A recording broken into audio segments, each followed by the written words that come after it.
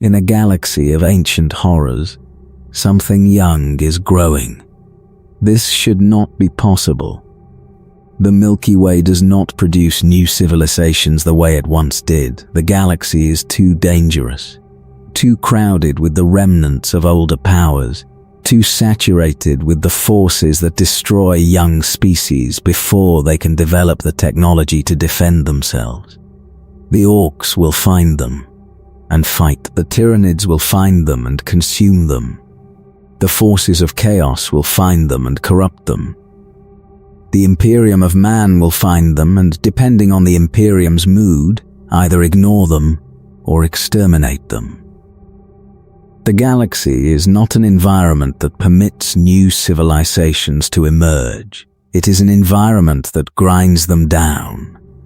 The Tau emerged anyway. They are small by the standards of the galaxy's great powers, the Imperium's million worlds, the Orcs' uncountable billions, the Eldar's ancient domains, the Necron's 60-million-year-old tomb complexes.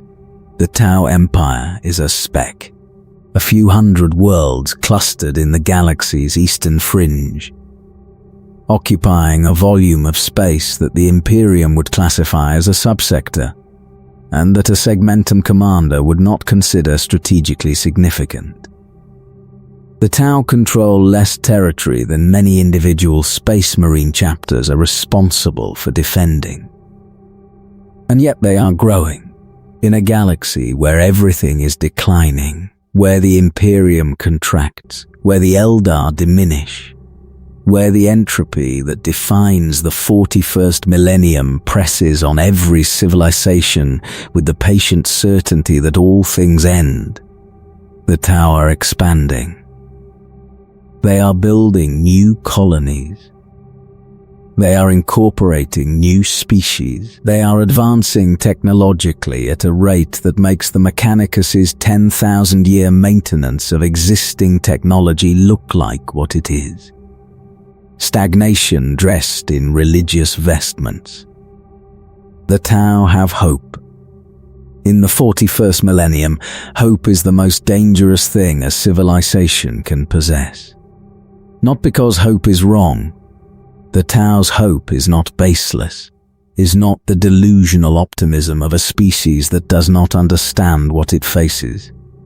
The Tau know what the galaxy contains. They have fought the Orcs. They have engaged the Imperium. They have encountered the Tyranids. They have, in one catastrophic incident, touched the warp and been scarred by what they found there. They know the galaxy is dangerous. They believe they can make it better. This belief, the conviction that the galaxy's condition is a problem to be solved rather than a fate to be endured, is the Tau's defining quality, and the quality that makes them either the galaxy's most admirable civilization or its most naive one.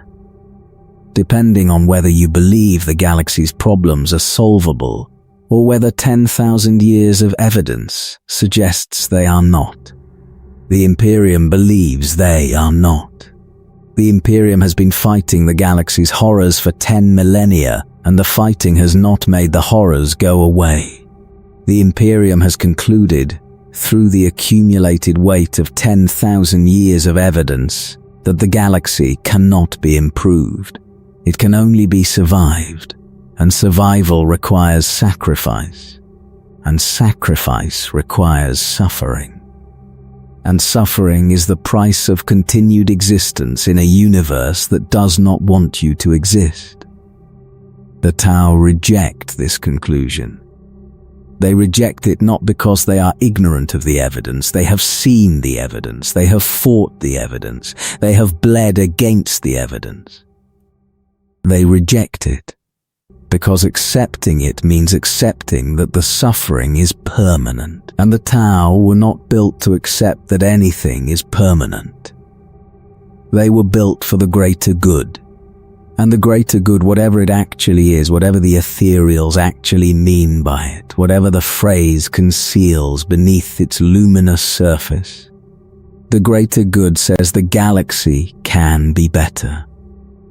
This is their story, the story of the youngest species in the oldest war, armed with technology and philosophy, and a conviction that terrifies the Imperium more than any weapon the Tau have ever built. Because a weapon can be countered, hope is harder to kill. The Tau were savages once. Not in the condescending sense that the Imperium applies the word to most Xenos species, not savages as a dismissal of something that does not deserve understanding. Savages in the honest, historical sense of a species that had not yet developed the social and technological infrastructure that separates a civilization from a collection of tribes competing for resources. The Tau of their earliest recorded history were tribal. They fought each other. They hunted the plains and the mountains of their homeworld, Tau, the planet that shares the species name. And the fighting between the plains dwellers and the mountain dwellers was constant, grinding, and slowly heading toward the extinction of one or both groups. This period is called the Montau. The word translates approximately as the Terror or the Death Age, and the translation is accurate in the specific, visceral way that a species name for its worst era tends to be. The Montau was not a single catastrophe. It was a condition, a sustained period of intertribal warfare, famine, and social collapse that lasted for generations, and that brought the Tau species to the edge of self-annihilation. The tribes had developed along lines that would later become the caste structure. The plains dwellers were warriors, the future fire caste. The Tau who would become the Empire's military. The mountain dwellers were builders and craftsmen, the future earth caste. The Tau who lived along the rivers and in the coastal regions were communicators and negotiators, the future water caste. The Tau who had taken to the thin, high altitudes and who had developed lighter frames and keener eyes for the upper atmosphere, the future air caste. Each group had developed characteristics suited to its environment, and the characteristics had become cultural identities, and the cultural identities had become tribal allegiances, and the tribal allegiances had become wars. The wars were destroying them. The Tau species, which had the potential to become what it would later become, the Empire, the technology, the philosophy that would challenge the galaxy's greatest powers, was burning itself to death in the fires of its own divisions. The species was weeks from total collapse, days perhaps, if the accounts are accurate. And then the Ethereals appeared.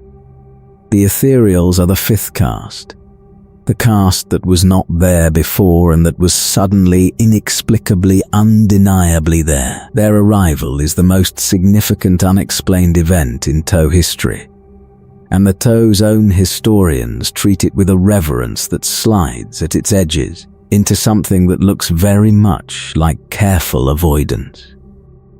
The first Ethereals appeared at the city of Feotorn during a siege that epitomized the Montau's destructive culmination. The city was besieged by fire caste warriors. The defenders were exhausted. The attackers were relentless. The outcome was hours away, and the outcome was annihilation. And into the gap between the two sides, into the specific moment when the violence was about to become total, the Ethereals walked. They spoke. What they said is recorded in the Tau's foundational texts, with a specificity that suggests the words are genuine even if the context has been edited across millennia of mythology. The Ethereals told the warring tribes that there was another way, that the fighting was not inevitable, that the Tao's divisions could be resolved through cooperation rather than conquest, through the subordination of individual tribal interests to a collective purpose that served all tribes simultaneously, the greater good. Taowa, the philosophy that would become the foundation of the Tao Empire, spoken for the first time by beings who had not existed in the Tao's world a day before, and who were, within hours, accepted by every tribe as the leaders of the entire species. The acceptance was immediate. The fighting stopped. Not gradually, not through the slow process of negotiation that most peace settlements require. Immediately, the tribes that had been killing each other set down their weapons and listened to the Ethereals. And the listening produced compliance that was not simply agreement but obedience, a quality of submission that went past the rational acceptance of a good argument into something deeper and more absolute. This is the mystery at the heart of the Tao Empire, and it is the mystery that the Imperium's scholars and the Inquisition's analysts and the Tao's own dissidents have been trying to solve for as long as the mystery has been known. How do the Ethereals compel obedience? The question is not rhetorical. The Ethereals' ability to command the other castes goes beyond charisma, beyond the authority that leadership provides, beyond the ordinary mechanisms through which leaders in any civilization direct the behavior of their subordinates. The Ethereals' commands are obeyed not because the Tao who receive them agree with them, though agreement is typically present, but because the commands cannot be refused. The Tao who is in the presence of an Ethereal does not choose to obey, he obeys. The distinction between choosing and doing collapses, and the collapse is not felt as coercion. It is felt as rightness, as the natural, obvious, unquestionable correctness of the Ethereal's direction. The biological mechanism may be pheromonal. The Ethereals possess a diamond-shaped organ on their foreheads that some xenobiologists have speculated is involved in the production of chemical signals that affect the Tao nervous system. The organ's function has never been confirmed by Imperial xenobiologists. The Tao do not submit their leaders for dissection. But the circumstantial evidence is strong enough that the pheromonal theory is the Inquisition's working assumption. Other theories exist. Psychic influence, though the Tao's almost complete absence from the warp makes psychic control seem unlikely. Technological intervention, embedded devices that the Ethereals use to broadcast compliance signals. Genetic engineering performed on the Tao species by an external party. The Eldar have been suggested, though the suggestion produces more questions than it answers. The truth is that nobody outside the Ethereals knows how it works, and the Ethereals do not explain. The greater good requires unity. The Ethereals provide unity. The mechanism by which the provision occurs is not discussed, because discussing it would undermine the unity the mechanism produces. This is the first of many things about the Tao Empire that is simultaneously admirable and alarming, and the balance between admiration and alarm is the balance that every account of the Tao must navigate. The caste system is the greater good made structural. It is the philosophy translated into institutional practice, the answer to the question of how a species organizes itself when the organizing principle is the collective benefit rather than individual ambition. 5 castes, each defined by function. Each permanent, a Tao, is born into a caste and remains in that caste for life. And the caste determines not simply what the Tao does, but what the Tao is.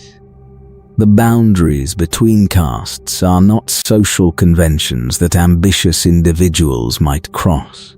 They are biological.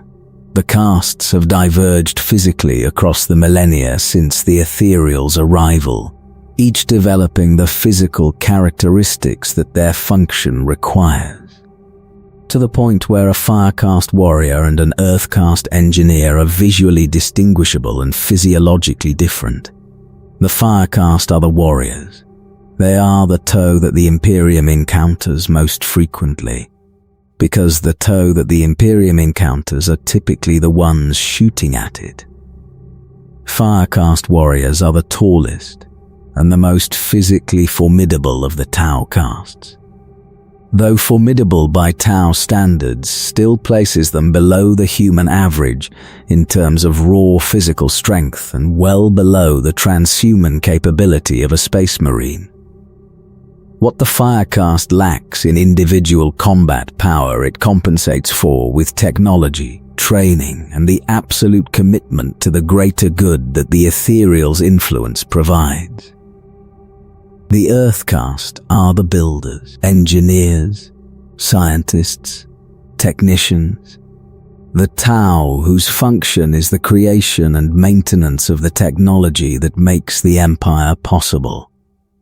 The Earth caste produces the battlesuits, the pulse weapons, the starships, the drones, the communication systems, and the infrastructure that supports the Empire's military and civilian operations.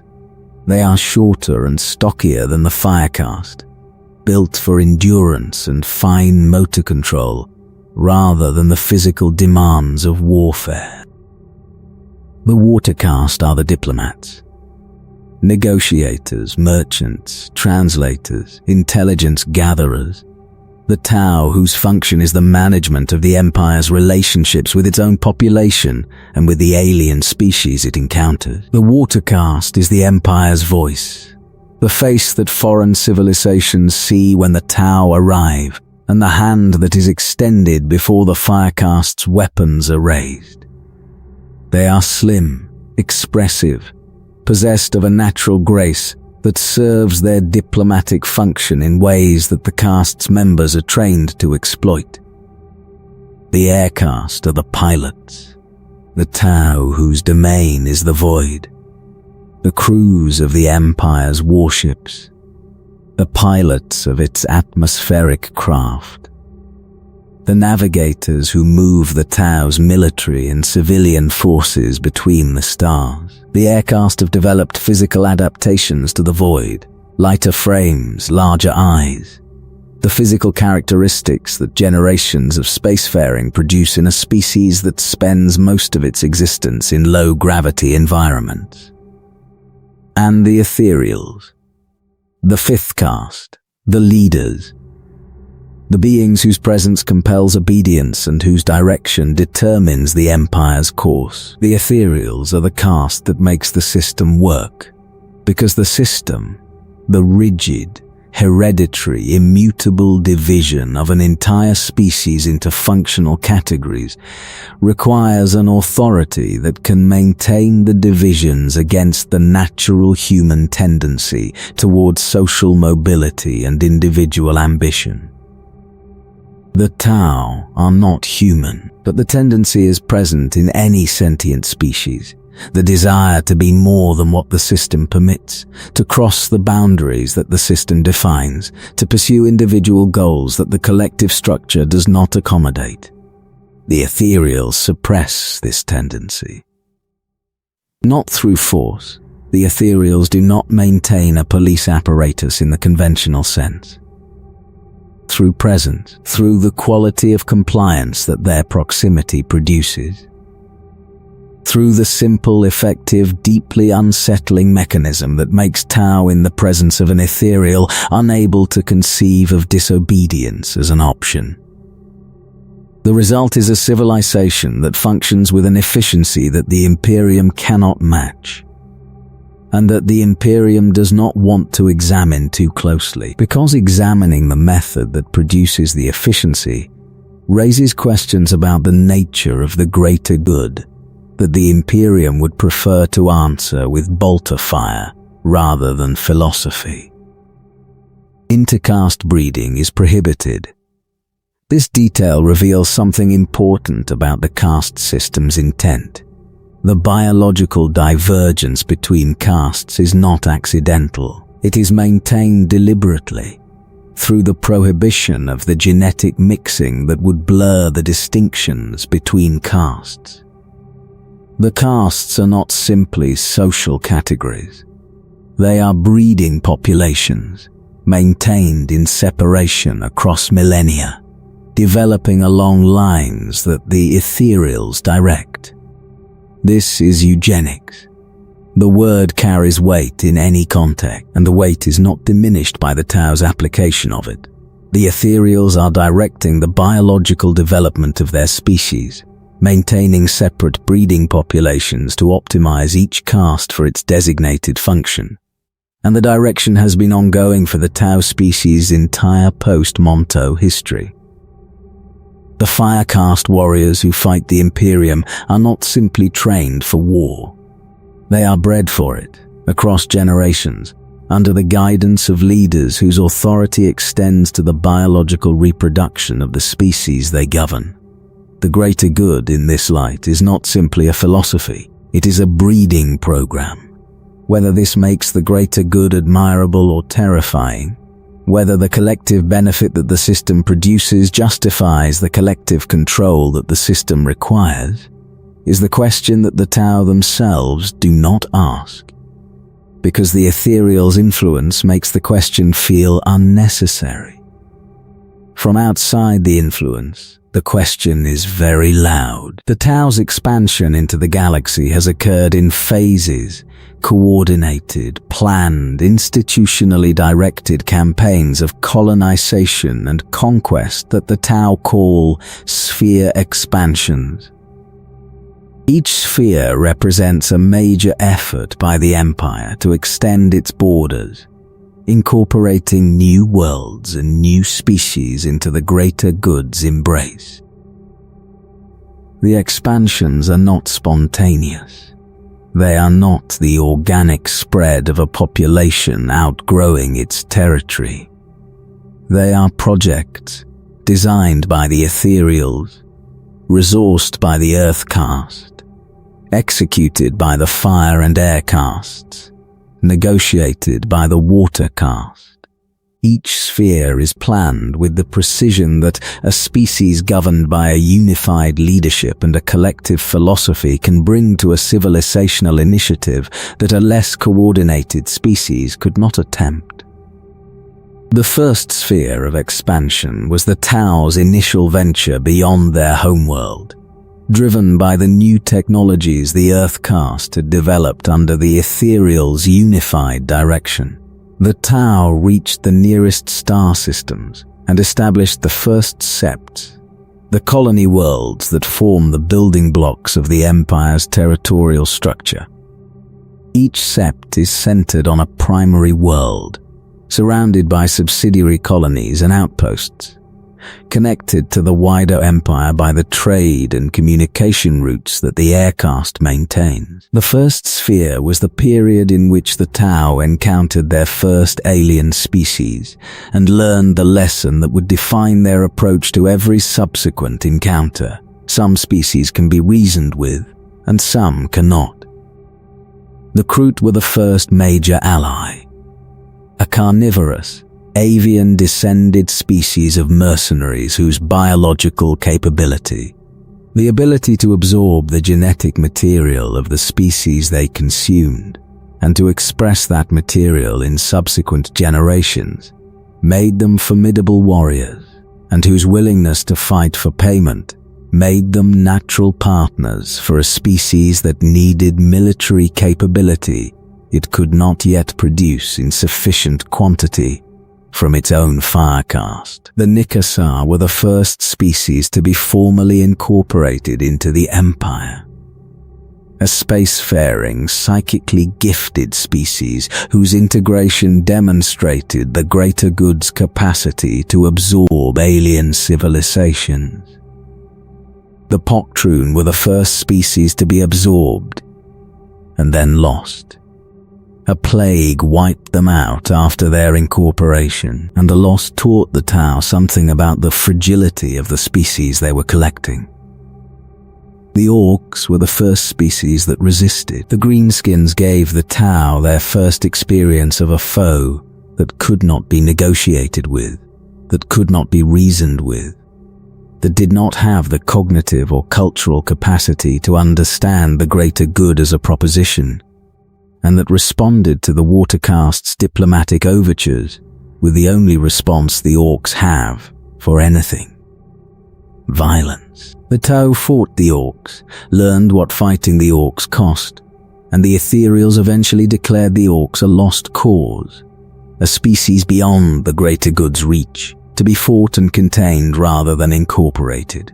This declaration, that some species are beyond saving, is one of the first cracks in the greater good's universalist facade.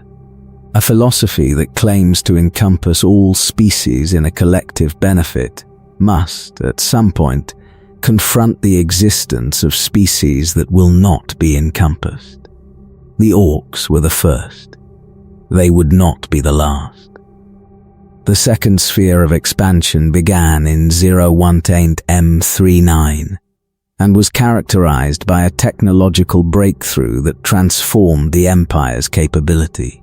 The Zephyr Horizon Accelerator engine, an advanced sublight propulsion system that dramatically increased the Tau's interstellar range, allowed the Empire to push further into the galaxy than the First Sphere's slower vessels had permitted. The Tau crossed the Damocles Gulf, the void expanse that separated the Empire's territory from the wider galaxy, and established colonies on the far side. It was during the Second Sphere that the Tau first encountered the Imperium of Man. The contact was not initially hostile. The Tau's first exposure to humanity came through the fringes: free captains, pirates, lost colonies, the detritus of a civilization so vast that its edges were occupied by people who did not fully identify with its center. The Watercast found these humans amenable to trade, to cultural exchange, to the kind of gradual incorporation that the greater good's methodology prescribed. Some human populations on the frontier accepted the Tau's offers. Some joined the Empire voluntarily, attracted by the quality of life that Tau governance provided relative to the Imperium's standard of casual neglect.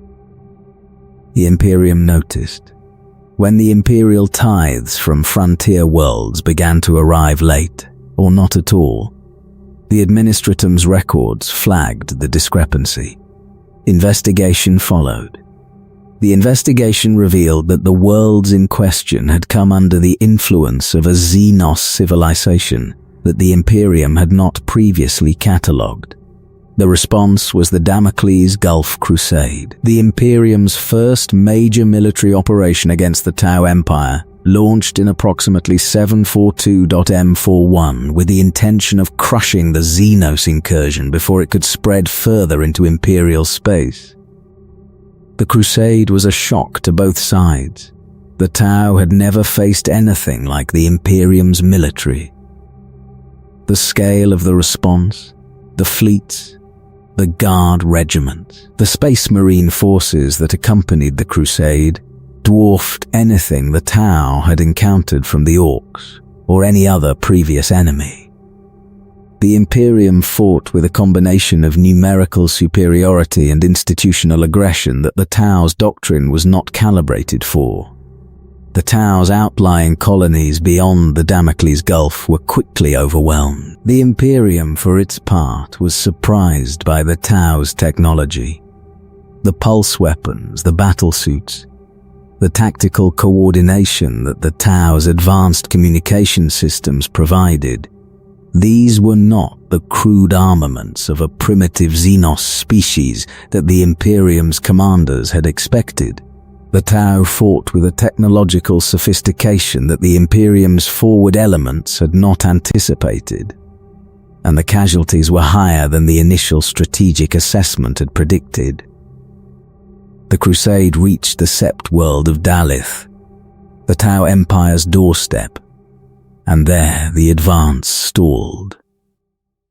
The Tau's defenders, fire-cast warriors supported by Kroot auxiliaries, and the full weight of the Empire's technological capability, held months of brutal fighting produced no decisive result.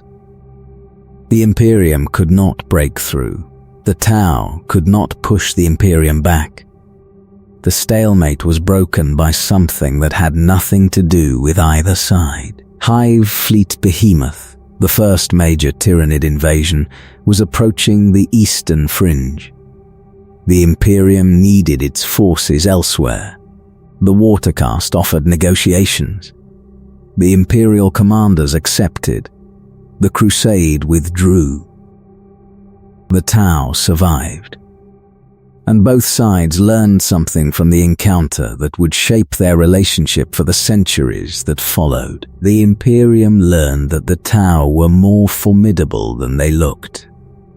The Tau learned that the Imperium was more vast than they had imagined, and that the vastness contained a capacity for violence that the Tau's military could not match through technology alone. Both lessons were correct.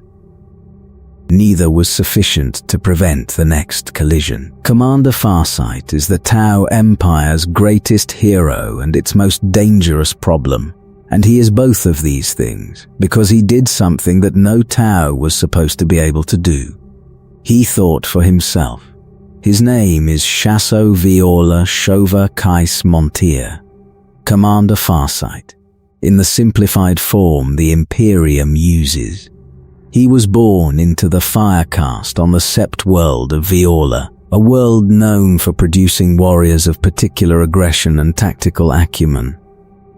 From his earliest training, Farsight distinguished himself as a warrior of extraordinary capability, not simply brave, not simply skilled, but possessed of a strategic intelligence that exceeded the standard Firecast curriculum's expectations.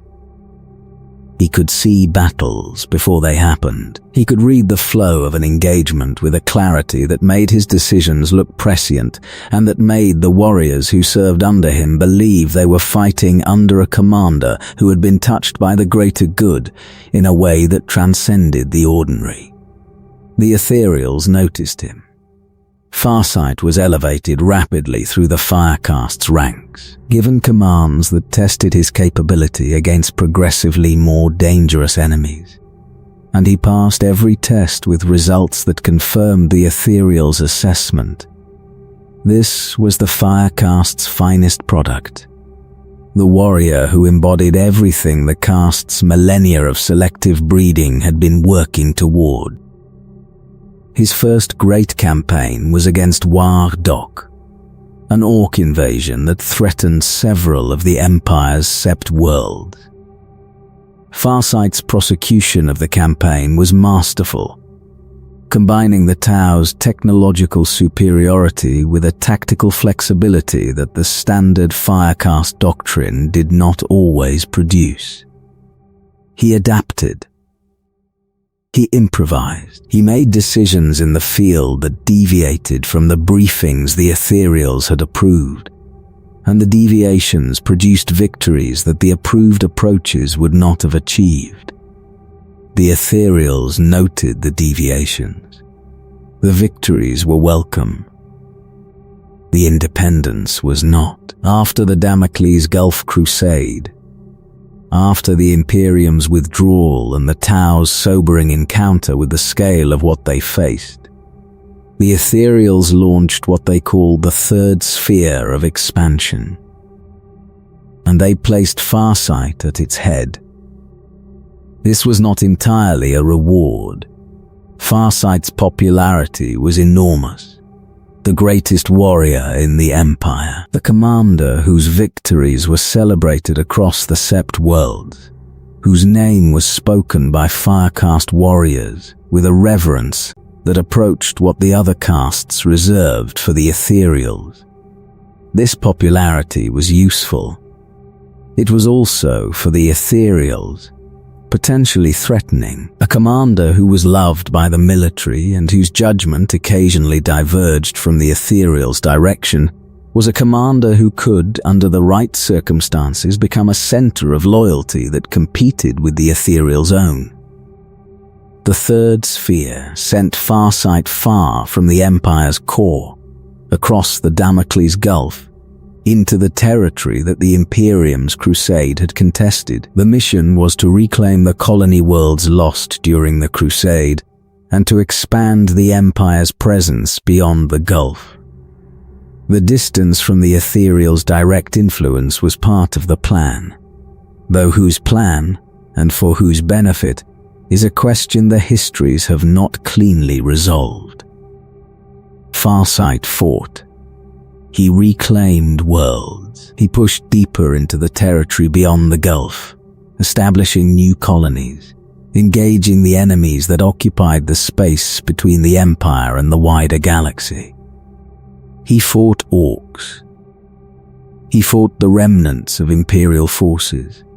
He fought things he had not expected to encounter, xenos species that the Teau's limited exploration had not catalogued. Threats that emerged from the galaxy's depths with capabilities that the Tau's tactical doctrine had not anticipated. And he found the Dawnblade. The Dawnblade is an artifact, not Tau technology, something older, something alien, something whose origins the Tau's Earthcast scientists could not determine. A sword of extraordinary power, discovered on a world whose previous inhabitants had vanished millennia before, left behind in a vault that the previous civilization had built around it with what appeared to be a combination of reverence and fear. Farsight took the blade. He wielded it. And the blade changed him, not physically, not in the obvious, visible way that chaos artifacts change the beings who carry them. The Dawnblade did not mutate Farsight or corrupt his body. What it did was more subtle and, in the context of the Tau Empire's structure, more dangerous. The Dawnblade's influence, if influence is the correct word, if the blade's effects are active rather than the passive product of proximity to ancient alien technology, worked on Farsight's mind, on his willingness to accept the Ethereals' authority without question. On the submission the Ethereals' presence had always produced in every Tau who experienced it. The compliance faded, the obedience that the Ethereals' influence had maintained in Farsight since his earliest childhood, the instinctive, unquestioned submission to the Ethereals' direction that every Tau experienced as the natural order of things, weakened. Farsight began to question. Not the greater good itself.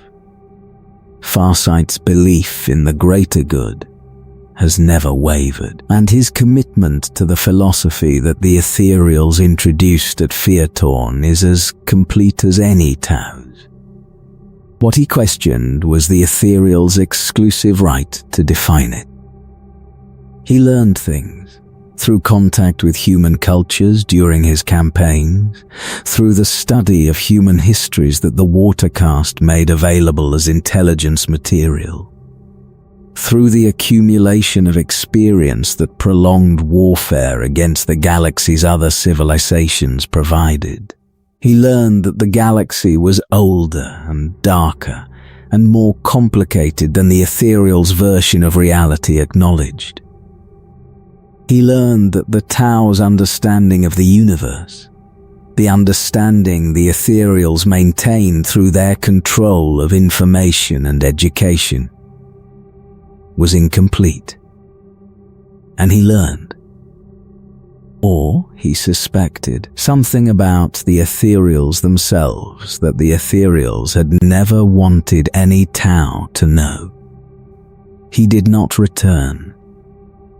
When the Ethereals recalled him, when the orders came from the Empire's core directing Farsight to bring his forces home, he refused.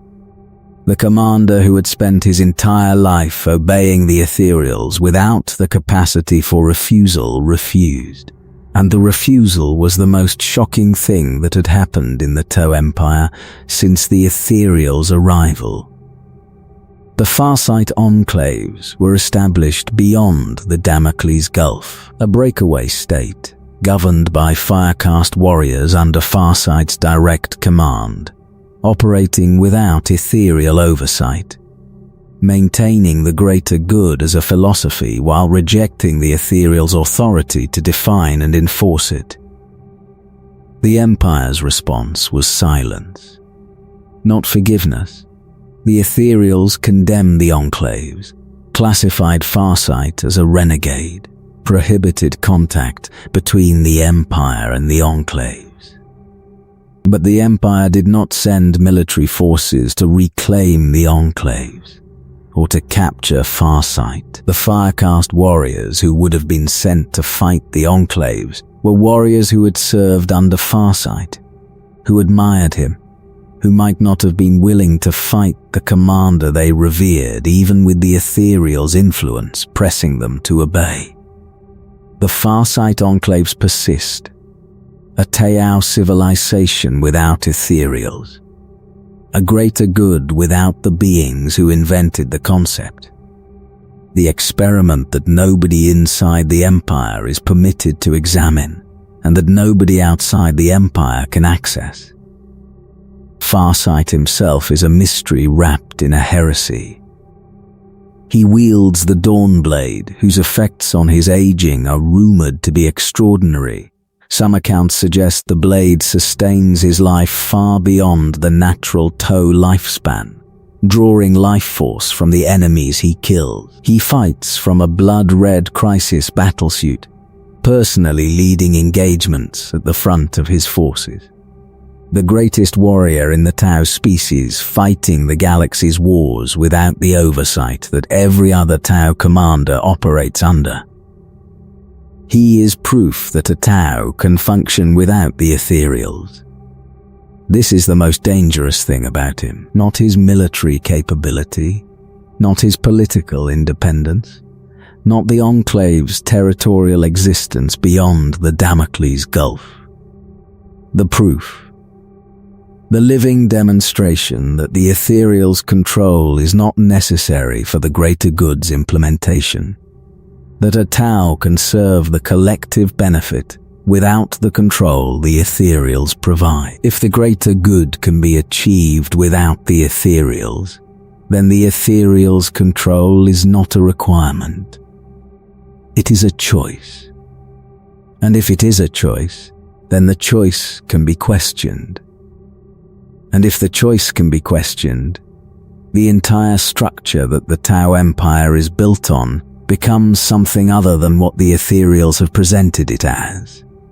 Not the natural, inevitable order of Tau civilization, but a system of control that serves the Ethereals' interests as much as it serves the collective's.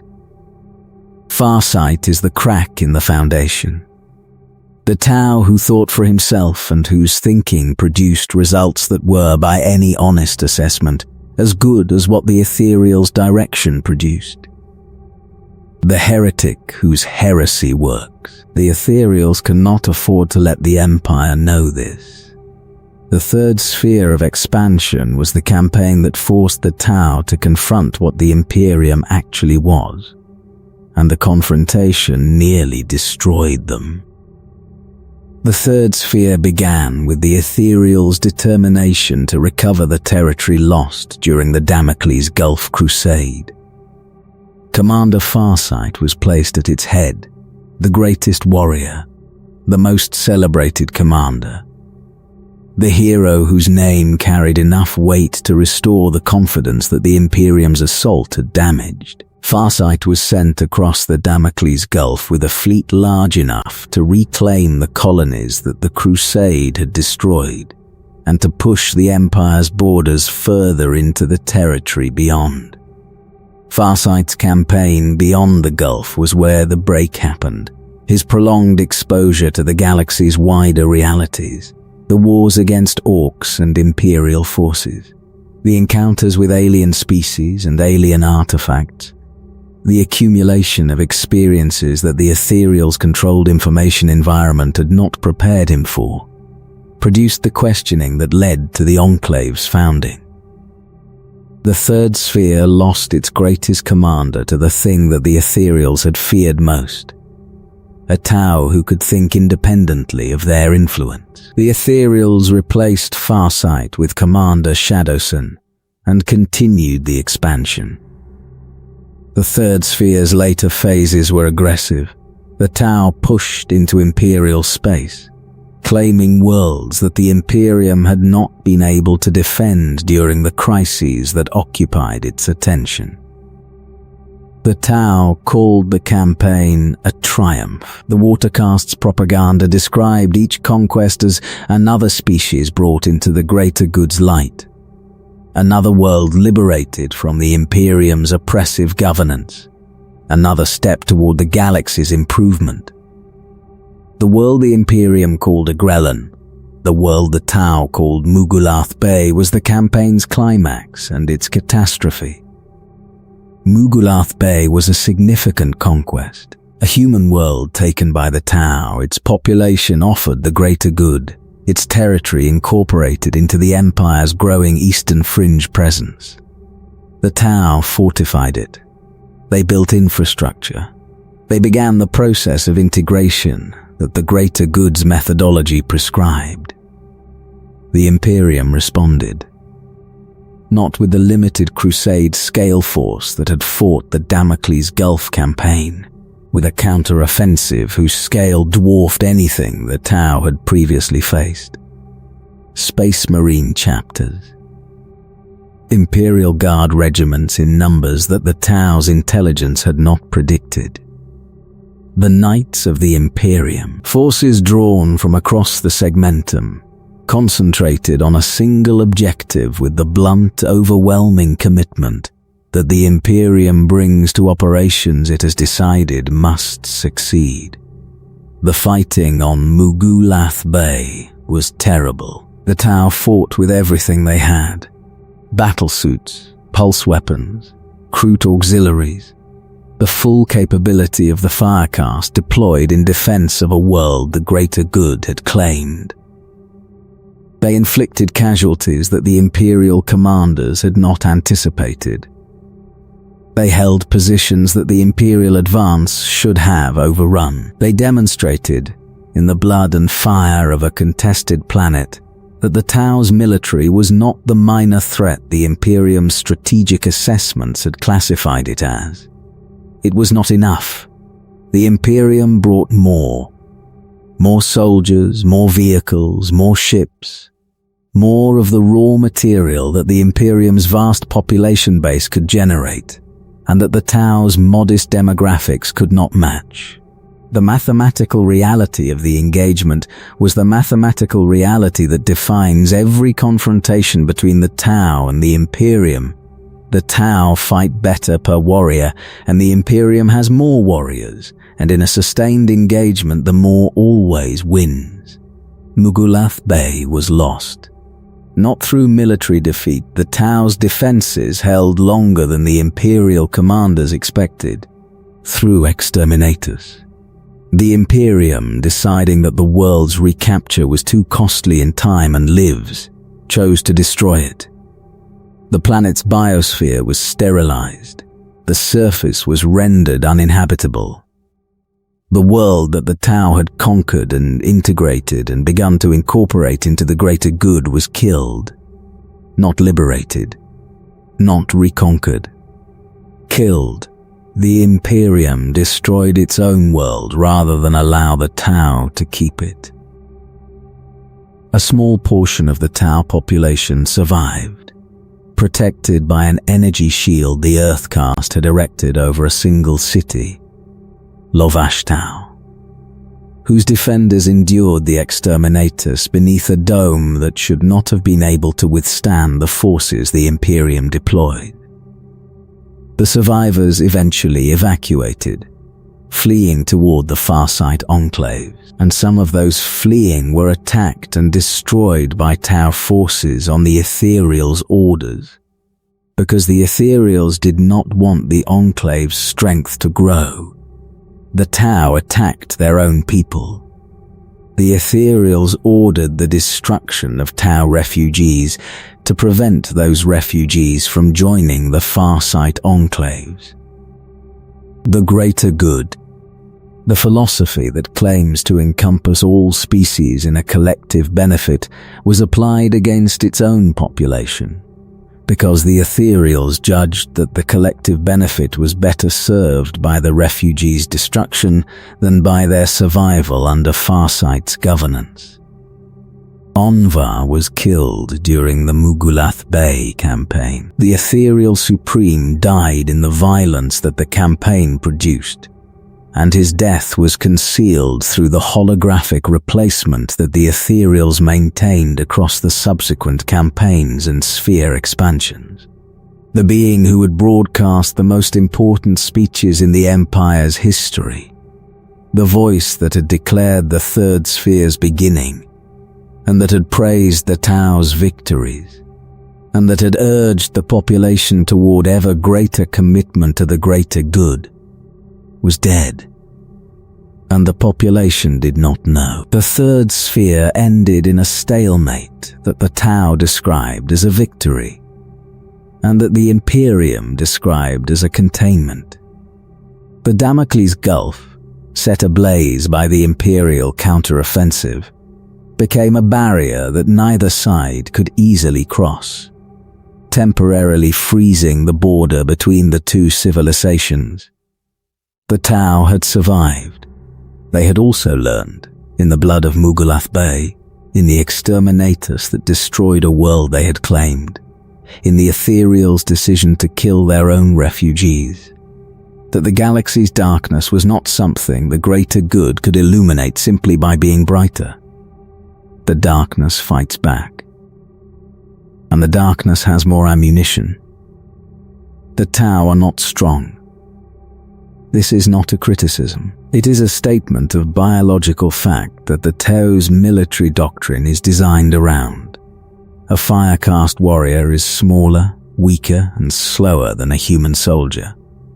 Considerably smaller, weaker, and slower than a space marine. The Tau did not evolve as a physically dominant species.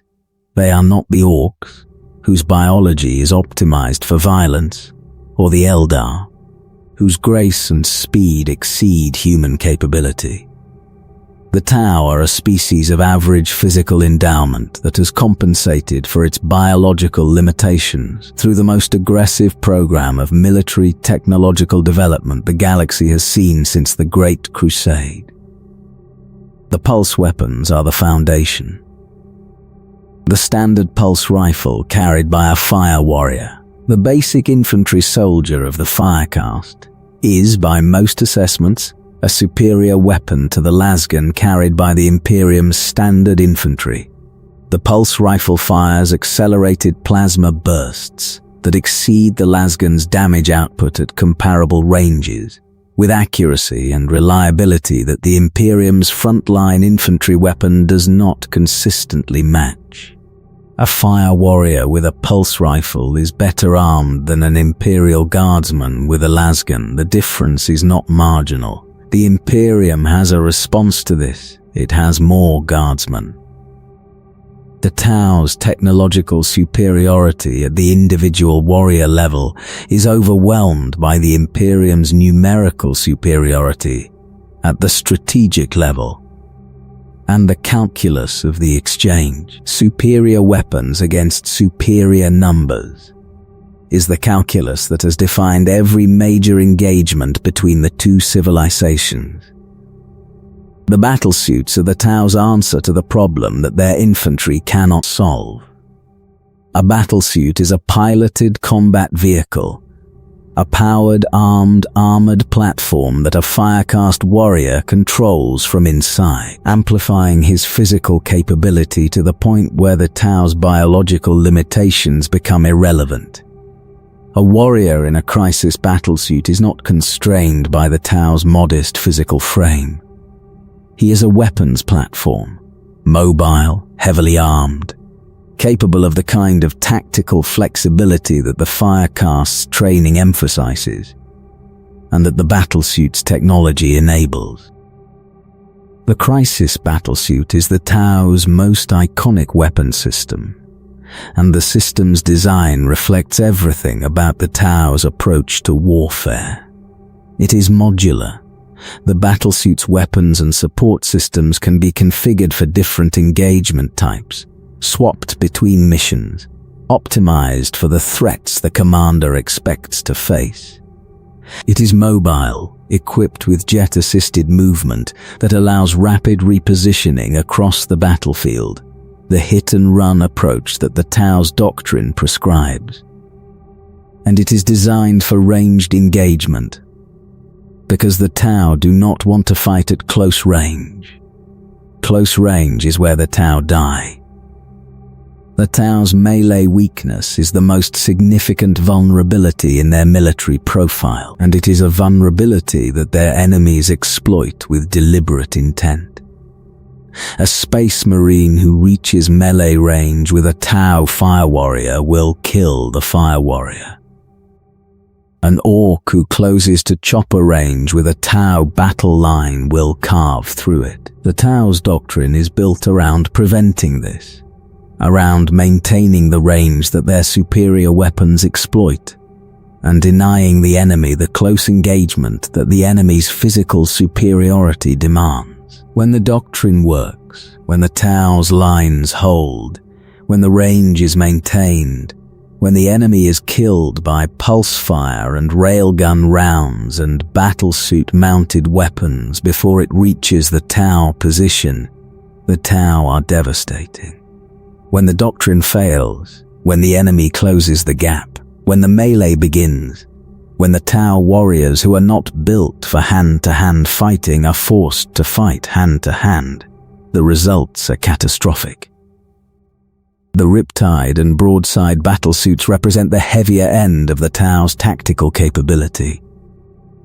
The Riptide is enormous, a war machine that approaches the scale of an Imperial dreadnought, piloted by a single Firecast warrior, armed with weapons that can engage vehicles and heavy infantry with equal effectiveness.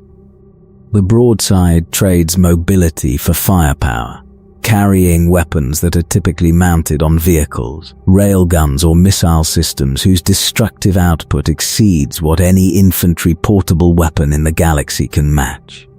The Hammerhead gunship is the Tau's primary armored vehicle, and its main weapon, the railgun, is one of the most feared individual weapons in the galaxy at its scale.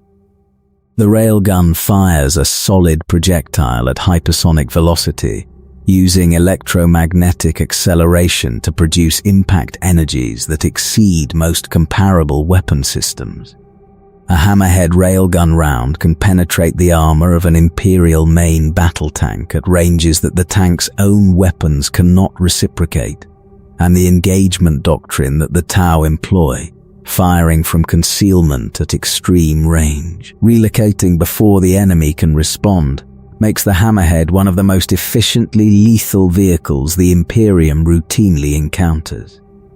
Drones are the Tau's most distinctive technological contribution to the galaxy's military landscape. Autonomous or semi-autonomous machines, produced by the Earthcast in enormous numbers, deployed alongside Firecast warriors in every engagement. Gun drones that provide additional firepower. Shield drones that absorb incoming fire, interposing themselves between the enemy's weapons and the Tau warriors they protect. Marker drones that designate targets for guided weapons. The drones are expendable, they are machines, not warriors, and their loss does not carry the emotional or institutional cost that the loss of a Firecast warrior carries. This expendability is one of the Tau's most significant military advantages, An army that can absorb casualties through the destruction of machines rather than the death of warriors is an army that can sustain engagements that would break a force whose casualties are all biological. The drones die instead of the warriors, and the drones can be replaced by the Earthcast's production lines faster than warriors can be replaced by the Firecast's breeding program. Commander Shadowsun, the supreme commander of the Firecast, the rival and counterpart to Farsight in the Empire's military hierarchy, represents the other approach to Tau warfare. Where Farsight is aggressive, Shadowsun is methodical. Where Farsight leads from the front in personal combat, Shadowsun coordinates from a position of optimal tactical awareness. She is the Firecast's finest product in the Empire's own estimation. The commander who fights the way the doctrine prescribes, who achieves results through the correct application of the principles the Ethereals have endorsed. Shadowsun is the anti-Farsight. She is what the system produces when the system works correctly, the warrior who does not question, who executes the doctrine with precision, who achieves victory through compliance with the greater good's direction rather than through the individual initiative that makes Farsight both brilliant and dangerous. The Ethereals prefer Shadowsun. This should not surprise anyone. The greater good is inclusive. This is the Tau Empire's most remarkable claim and, depending on your perspective, its most admirable or its most suspicious one. The Imperium of man is built on a foundation of species exclusivity. Humanity alone matters. Aliens are to be tolerated at best and exterminated at worst. And the line between human and Xenos is the line between the legitimate and the eliminable. The Tau reject this. The greater good extends beyond the Tau species to encompass every intelligent race that can be persuaded or compelled to contribute to the collective benefit. The Empire is multi-species. It includes aliens. It treats those aliens, in theory, in the philosophy's ideal expression, as members of the same civilizational project that the Tau themselves are part of. The Kroot are the most visible example. The carnivorous, avian-descended mercenaries, whose partnership with the Tau dates back to the first sphere of expansion, when Kroot kindreds were hired to supplement the Firecast's limited numbers, and whose fighting capability filled a gap in the Tau's military that the Tau's own biology could not fill. The Kroot are what the Tau are not, individually formidable in close combat. A Kroot warrior is fast, strong, armed with natural claws and beaks, and possesses the ability to consume the flesh of fallen enemies and absorb, through a process that the Earthcast's scientists have studied extensively without fully understanding, elements of the consumed species' genetic material. A Kroot kindred that has been fighting orcs for generations develops physical characteristics that reflect the orc biology: increased muscle mass, greater resilience, the specific orc qualities that make the greenskins formidable in the close quarters engagement that the Tau avoid. The Kroot fight alongside the Tau because the partnership serves both species. The Kroot receive Tau technology, Tau protection, and the Tau's logistical infrastructure.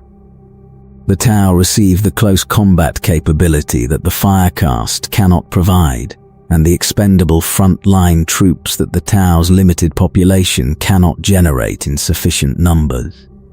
The Vespid are a more troubling case, an insectoid species whose incorporation into the Empire was accompanied by the Ethereals' provision of communion helms, devices that the Ethereals supplied to the Vespid's leaders, ostensibly to allow communication between the two species, But that produced a quality of obedience in the Vespid that raises uncomfortable questions about whether the communication was bidirectional. Before the Communion Helms, the Vespid were resistant to incorporation. After the Helms, they were enthusiastic allies, contributing their crystalline winged warriors to the Empire's military with an eagerness that the pre-Helm Vespid had not demonstrated. The transition from resistance to enthusiasm coincided precisely with the distribution of the Helms, and the precision of the coincidence is not lost on observers who are inclined to examine the greater good's mechanisms rather than accept its stated premises. The Communion Helms may be exactly what the Ethereals describe, a communication tool that allows two species to understand each other. They may also be a control device, something that does to the Vespid what the Ethereal's biological influence does to the Tau, producing obedience through methods the compliant species does not recognize as coercive. The truth is not available. The Ethereals do not invite examination of their methods, and the Vespid, since the Helm's introduction, have not expressed any desire to have the Helms examined. The Nikasar are the Empire's spacefaring psychers, a species whose psychic capabilities the Tau quietly use, despite the Empire's general discomfort, with psychic phenomena. The Tau's near absence from the warp makes them the galaxy's least psychically active major species, and the absence produces a blind spot that the Nikasar partially address. The Nikasar navigate, sense, and provide the psychic awareness that the Tau cannot generate from their own population. The Tau do not discuss the Nikasar's psychic capabilities publicly. The species is classified, within the Empire's administrative records, as a spacefaring ally whose navigation capabilities enhance the aircast's operations. The psychic element is not emphasized. The Empire that preaches the greater good for all species is not entirely comfortable with the fact that one of its member species possesses capabilities that the Tau themselves find deeply unsettling. Gwevesa are the most politically significant of the Empire's integrated species, because Gwevesa are humans, Imperial citizens who have been incorporated into the Tau Empire, who live under Tau governance, who serve in Tau military units, who have accepted the greater good and rejected the Imperium. Their existence is the Imperium's worst nightmare made real, not because the Gwevesa represent a significant military threat. Their numbers are small relative to the Imperium's total population, and their contribution to the Tau military is modest, because they represent proof that Imperial citizens can choose to leave the Imperium. Proof that the Imperium's governance is not the only option. Proof that a human being who has experienced both the Imperium and the Tau Empire can look at the two and choose the Tau, and that the choosing is not coercion but preference. The Imperium responds to the Gwevesa with a fury that exceeds the military threat they represent, because the fury is not proportional to the threat. It is proportional to the challenge. The Gwevesa challenge the fundamental premise of the Imperium's political theology, the proposition that the Emperor's governance is the only legitimate governance for humanity, and that any human who accepts alternative governance is not a political dissident, but a traitor to the species. The greater good accepts them. The Tau treat their human auxiliaries with the same institutional inclusion that they extend to the Kroot and the Vespid and the Nikasar, as members of the collective, contributing to the collective benefit, receiving the collective protection. The quality of life that the Gwevesa report is, by most accounts, higher than what they experienced under the Imperium's governance. Whether this is genuine inclusion or a more sophisticated form of control, whether the greater good's embrace of alien species is an act of civilizational generosity or a strategy for accumulating the military and productive resources that the Tau's modest population cannot generate from its own numbers, is the question that the Empire's structure does not permit to be asked from inside, and that the Imperium's hostility does not permit to be asked from outside. The question hangs in the air, unanswered. The auxiliaries fight and serve and contribute and receive the greater good's benefits, and the mechanism that produces their cooperation is either genuine mutual benefit or the galaxy's most effective recruitment pitch. And nobody except the Ethereals knows which. The fourth sphere of expansion is the event that changed the Tau Empire's understanding of the universe, and the change was not an improvement. The Tau's expansion had always been limited by a fundamental constraint: speed. The Tau do not use warp drives. Their starships travel through the material universe, through real space, using increasingly advanced but fundamentally conventional propulsion. The Zephyr Horizon accelerator engine that powered the second and third sphere expansions was fast by conventional standards, but agonizingly slow by the standards of the galaxy's warp-capable civilizations. A journey that an Imperial warship could complete in weeks through the warp took Tau vessels months or years through real space. This limitation defined the Empire's geography. The Tau could only expand as far as their propulsion technology could carry them in acceptable timeframes. And the acceptable timeframes were determined by the lifespans of the Tau themselves, shorter lived than humans. The Tau could not afford to spend decades in transit between objectives. The Empire was compact by necessity, a tight cluster of worlds in the galaxy's eastern fringe, unable to project power across the vast distances that the Imperium's warp-capable fleets traversed routinely. The Earthcast was tasked with solving this. The Ethereals, whose strategic vision encompassed the long-term survival of the Empire in a galaxy dominated by warp-capable civilizations, understood that the Tau could not remain a real space-only power indefinitely. The Empire needed faster travel.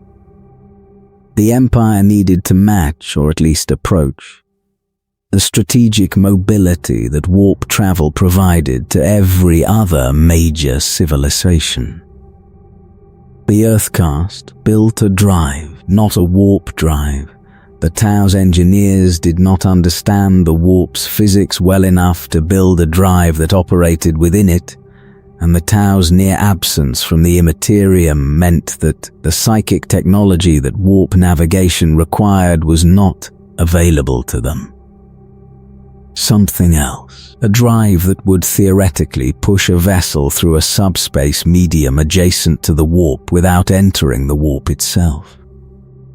A shortcut through a dimension the Tau did not fully understand, using principles the Earthcast had derived from theoretical models rather than empirical experience.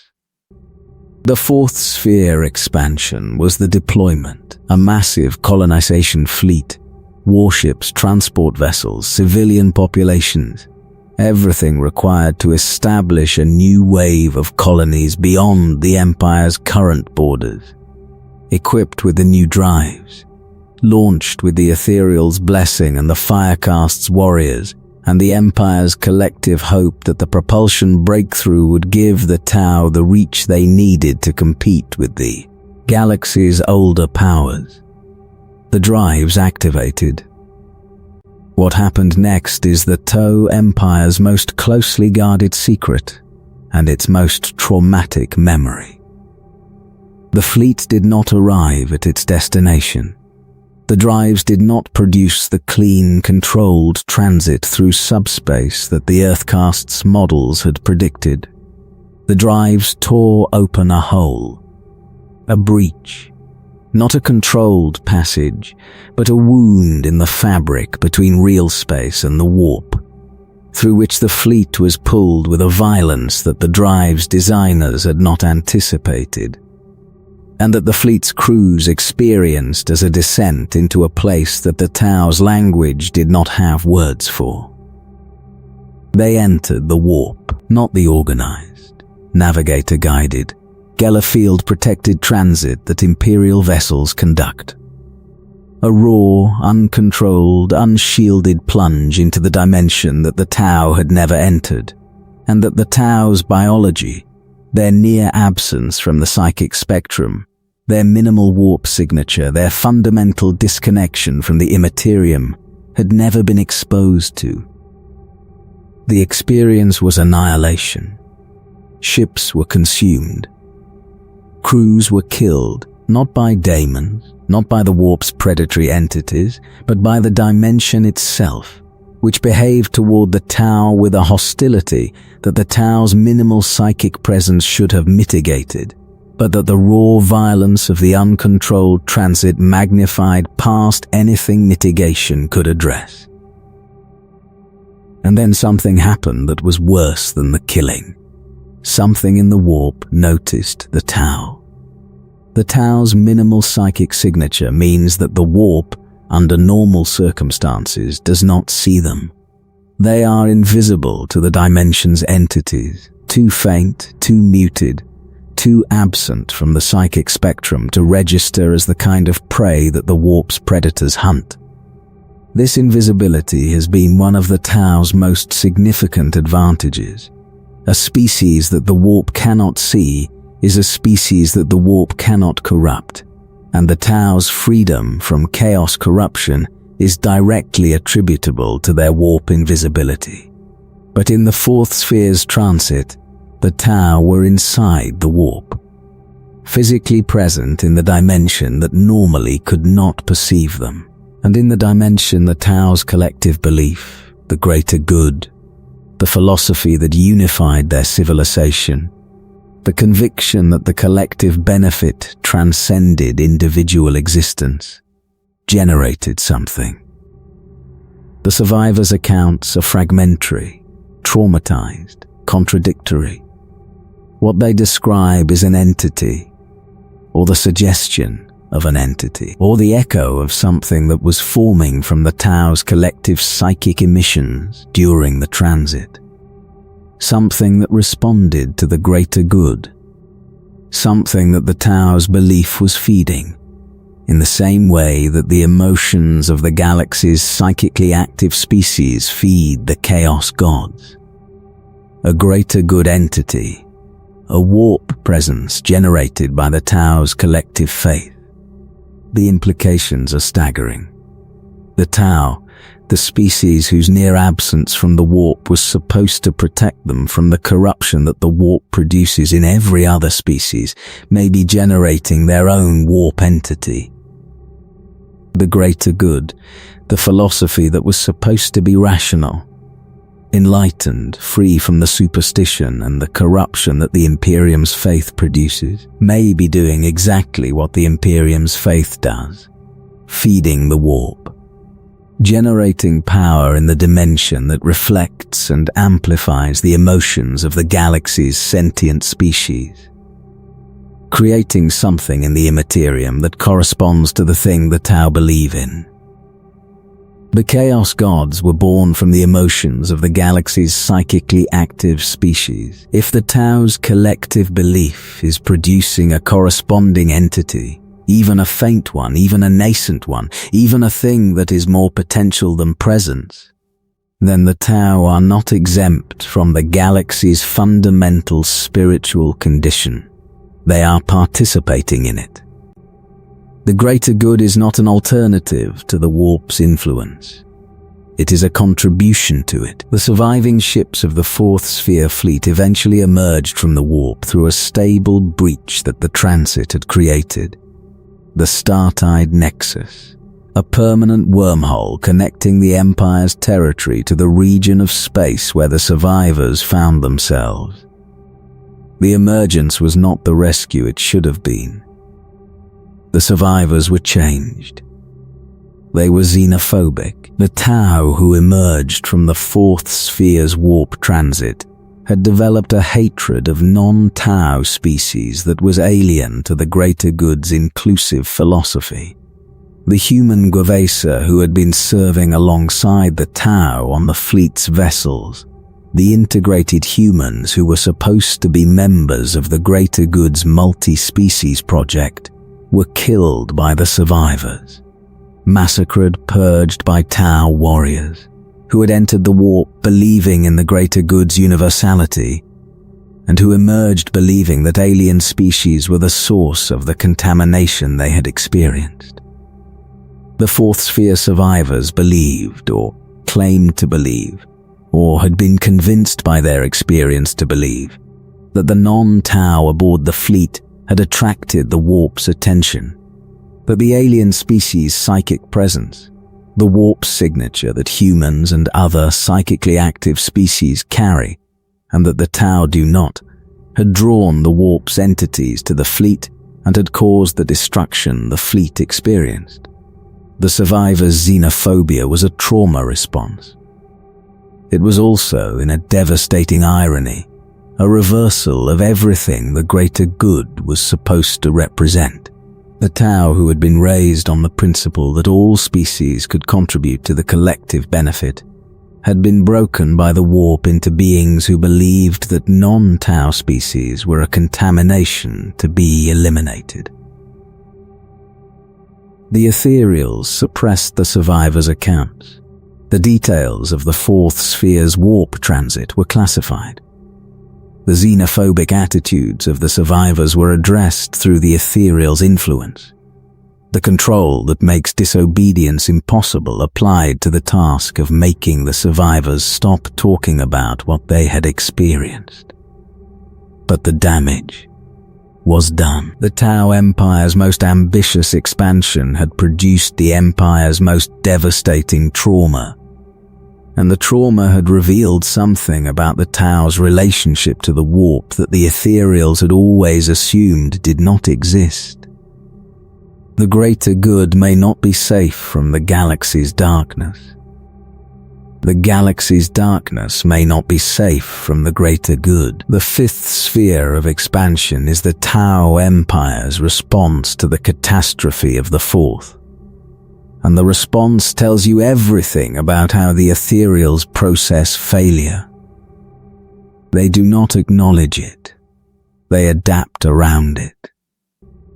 The star-tide nexus, the stable warp breach that the fourth sphere's disastrous transit had accidentally created, was a permanent connection between the Empire's territory and the region of space where the fourth sphere's survivors had emerged.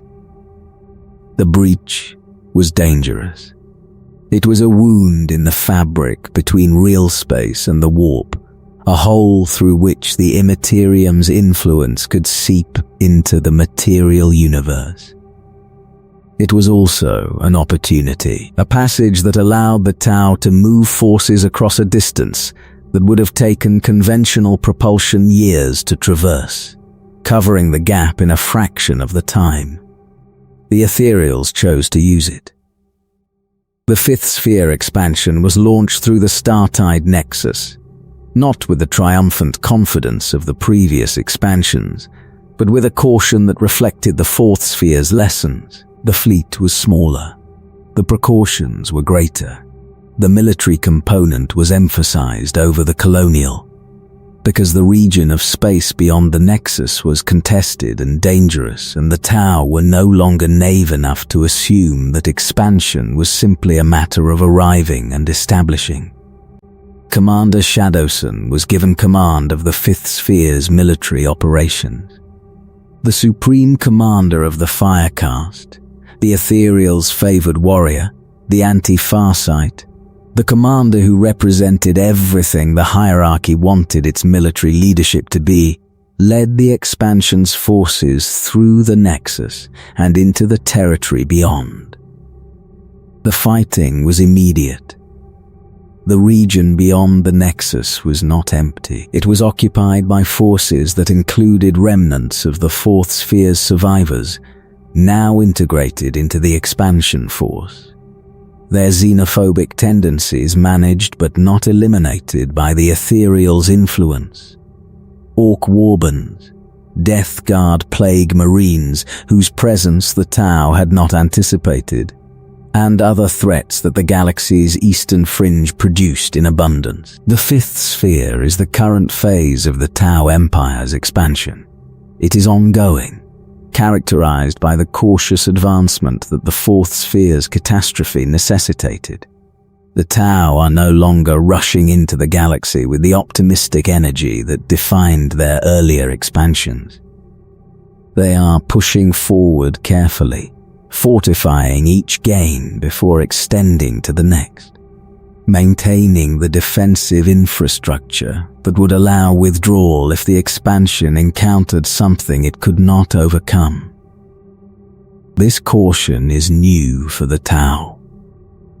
The earlier spheres were conducted with a confidence that bordered on recklessness. The confidence of a young civilization that had not yet encountered the thing that would teach it to be afraid. The Fourth Sphere taught the Tau to be afraid, and the fear has informed the Fifth Sphere's methodology in ways that the Ethereals do not publicly acknowledge, but that the Firecast's operational planning clearly reflects. The Great Rift has complicated everything. The Cicatrix Maledictum, the galaxy-spanning warp storm that erupted when Cadia fell, has affected the Tau's strategic situation in ways the Empire is still processing. The rift did not directly hit the Tau Empire, which is located in the galaxy's eastern fringe, far from the rift's primary path. But the rift's effects are galactic in scope. The disruption of Imperial communications and logistics has created opportunities for Tau expansion. Worlds that the Imperium can no longer support or defend become potential recruits for the greater good. The disruption has also created dangers. The warp's increased turbulence makes the Startide Nexus less stable and makes the Tau's already limited understanding of the Imperium even less reliable. The Tau are expanding into a galaxy that is falling apart. Whether this makes the expansion easier, because the existing powers are distracted by their own crises, or harder, because a galaxy in crisis produces threats that the Tau are not equipped to address, is the strategic question that the Fifth Sphere is in the process of answering. A Sixth Sphere is already being planned. The Ethereals' ambition has not been diminished by the Fourth Sphere's catastrophe. If anything, the catastrophe has intensified the urgency.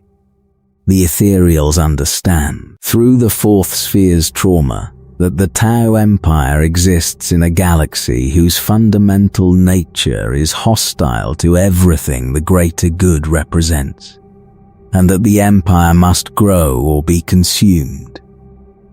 Stasis is not available. The Tau must expand, must incorporate, must grow stronger, because the alternatives to growth are decline and extinction, and the galaxy does not preserve the species that decline. The greater good demands growth. Growth is what the Empire provides. Whether the growth can continue indefinitely, whether a civilization of a few hundred worlds can expand into a galaxy of millions without being crushed by the scale of what it faces, is the question that Tau have not yet been forced to confront at the existential level. The confrontation is coming. The galaxy does not leave young civilizations alone for long. Onvar was the Ethereal Supreme, the highest-ranking Ethereal in the Empire, the voice of the greater good, the being whose authority exceeded every other authority in the Tau civilization. His speeches were broadcast across the Sept worlds, reaching every Tau citizen, reinforcing the unity and the purpose that the greater good demanded. His presence at ceremonial events was the confirmation that the Empire's direction was correct, that the Ethereals' guidance was sound, that the greater good was being served. Ornvar is dead. He was killed during the Third Sphere expansion's closing campaigns, during the fighting on Mugulath Bay, the world that the Imperium designated as Agrellan, where the Tau's expansion collided with the Imperium's determination to hold its territory. The details of his death are classified at the highest levels of the ethereal caste's internal records, because the details are devastating to the institutional mythology that the Ethereals maintain. The Ethereal Supreme, the being whose authority was the Empire's ultimate expression of the greater good's leadership, died in the violence of a campaign that the Ethereals had directed, and that the Ethereals' direction had not been able to prevent from becoming catastrophic. Mugulath Bay was subjected to imperial exterminatus, the destruction of the world's entire biosphere, the nuclear-level cleansing that the Imperium reserves for worlds it has decided to sacrifice. The Tau population was mostly evacuated, but Ornvar was among those who did not survive. The Empire's response to Ornvar's death is the most revealing thing the Ethereals have done in the Tau Empire's recorded history. They replaced him with a hologram. Not metaphorically, not meaning that a successor was appointed who continued Ornvar's policies. A literal hologram, a projected image of the dead Ethereal Supreme, generated by technology that the Earth Caste provided, broadcasting speeches and making appearances at events that the living Ornvar could no longer attend.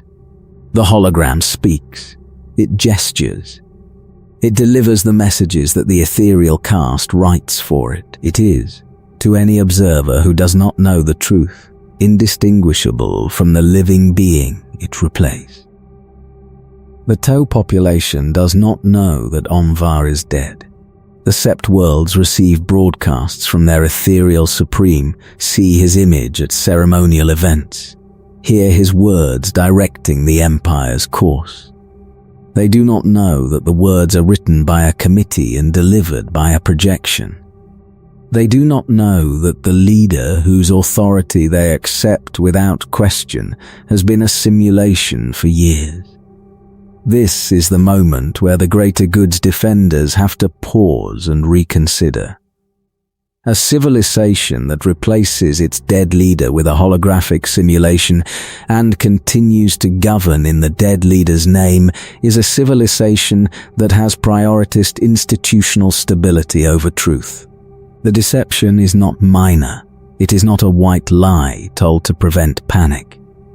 It is the sustained, systematic falsification of the Empire's fundamental political reality, maintained by the ruling caste against the entire population, for the purpose of preserving the political structure that the ruling caste depends on.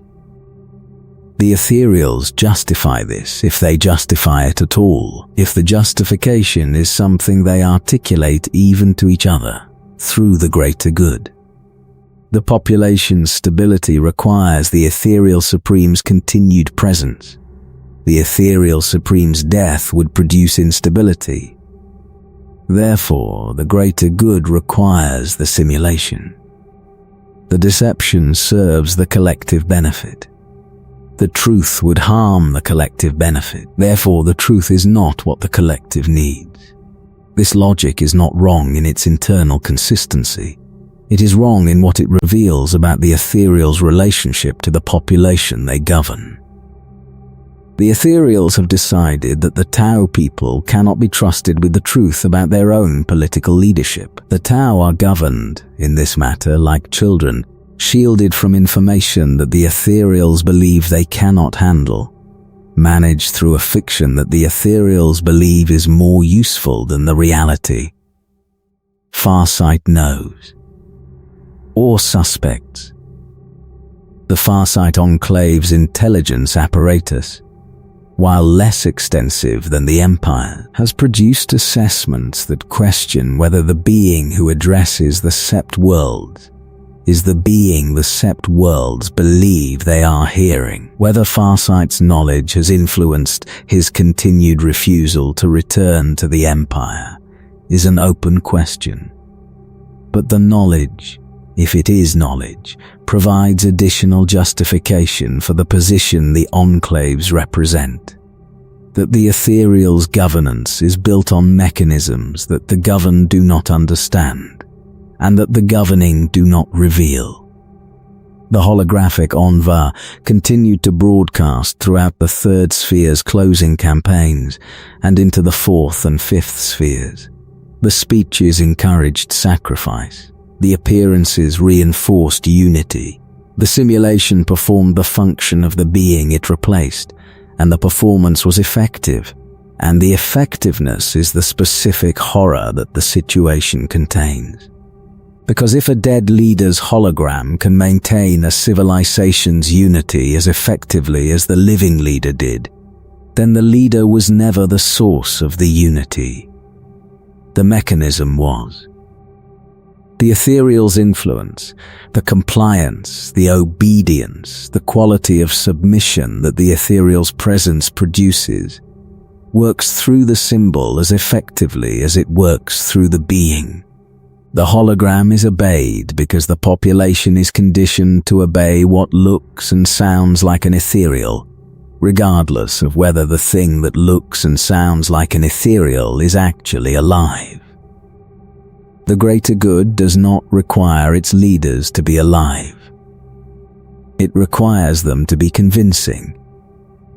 This is the Tau Empire at its most efficient and at its most unsettling. And the balance between the two is the balance that every observer must strike when assessing what the greater good actually is. The greater good is not what it appears to be from the outside, and the discrepancy between the appearance and the reality is the most important thing about the Tau Empire that the Tau themselves are not permitted to examine. From the outside, from the perspective of a human frontier colonist receiving the Watercast's diplomatic envoy, or an alien species being offered the partnership that the greater good extends, the Tau Empire looks like the best option available. Better governance than the Imperium. Better technology than most alternatives. A quality of life that exceeds what the Imperium's average citizen experiences, in conditions that are more comfortable, more ordered, and less casually brutal than the Imperium's standard of existence. This is accurate.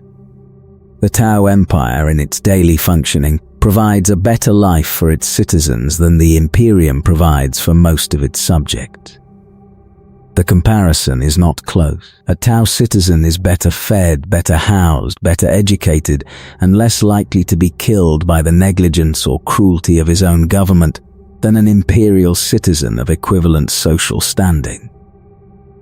The greater good's benefits are real, and the reality of the benefits is the greater good's most effective recruitment tool. But the benefits have a cost, and the cost is not visible from the outside. The sterilization programs are the darkest element. Reports, fragmentary, denied by the Ethereals, supported by enough circumstantial evidence that the Inquisition takes them seriously, suggest that the Tau Empire practices selective sterilization of incorporated populations.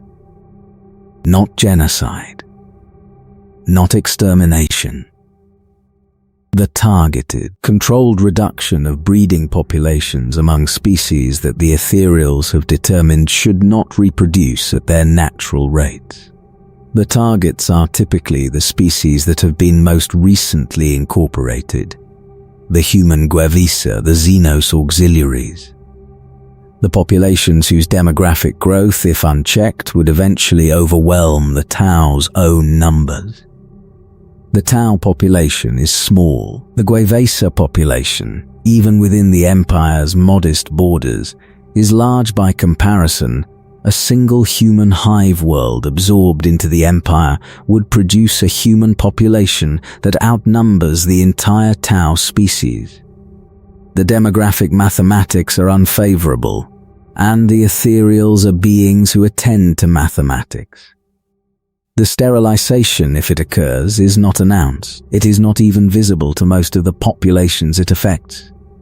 It is administered through the medical infrastructure that the Earth caste provides, the healthcare systems that the greater good's inclusive governance makes available to all member species, the healthcare that cures your diseases and treats your injuries and provides a quality of medical attention that the Imperium does not offer to its common citizens may also be reducing your species' fertility through mechanisms that you do not detect and that the administering caste does not disclose.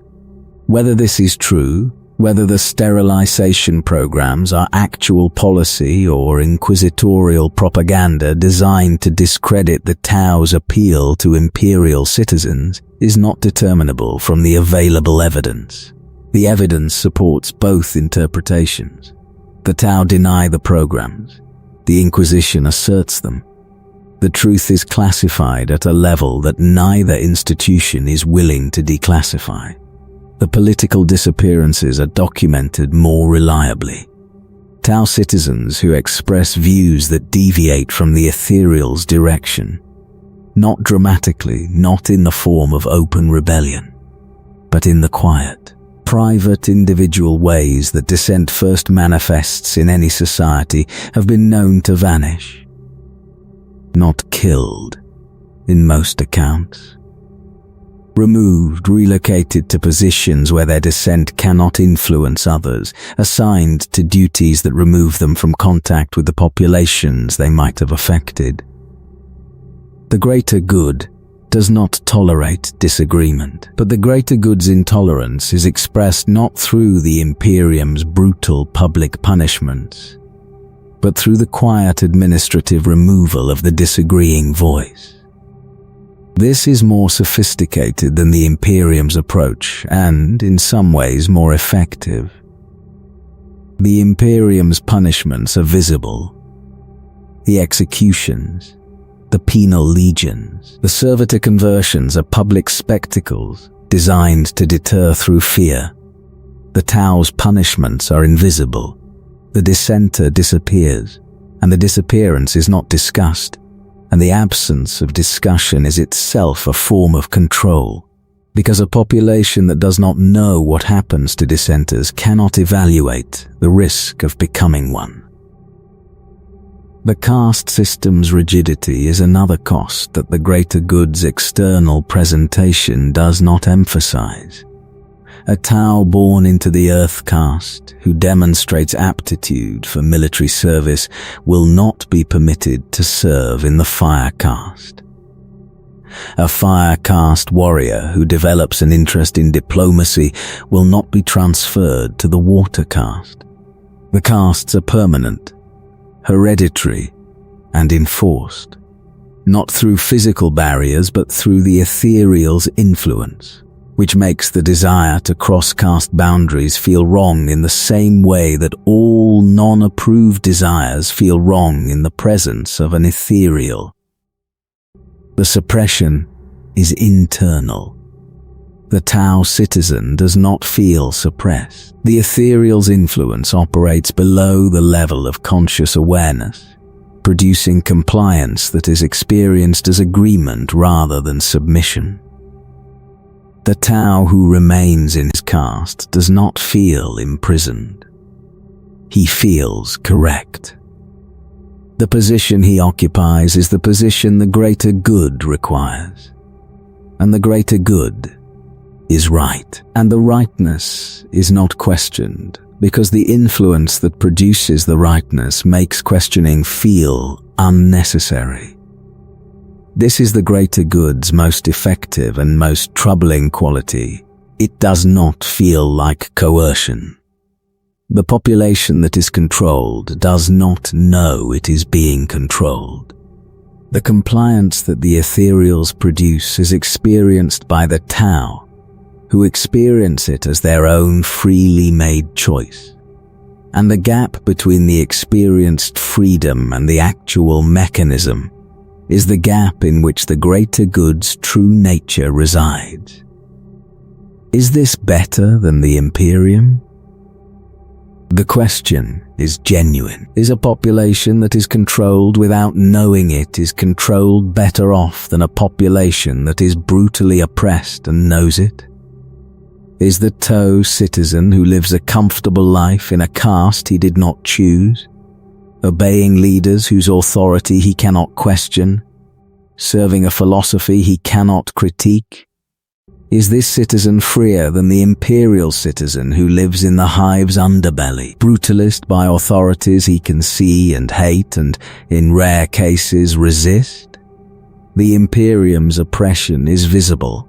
The Tau's oppression, if it is oppression, is invisible.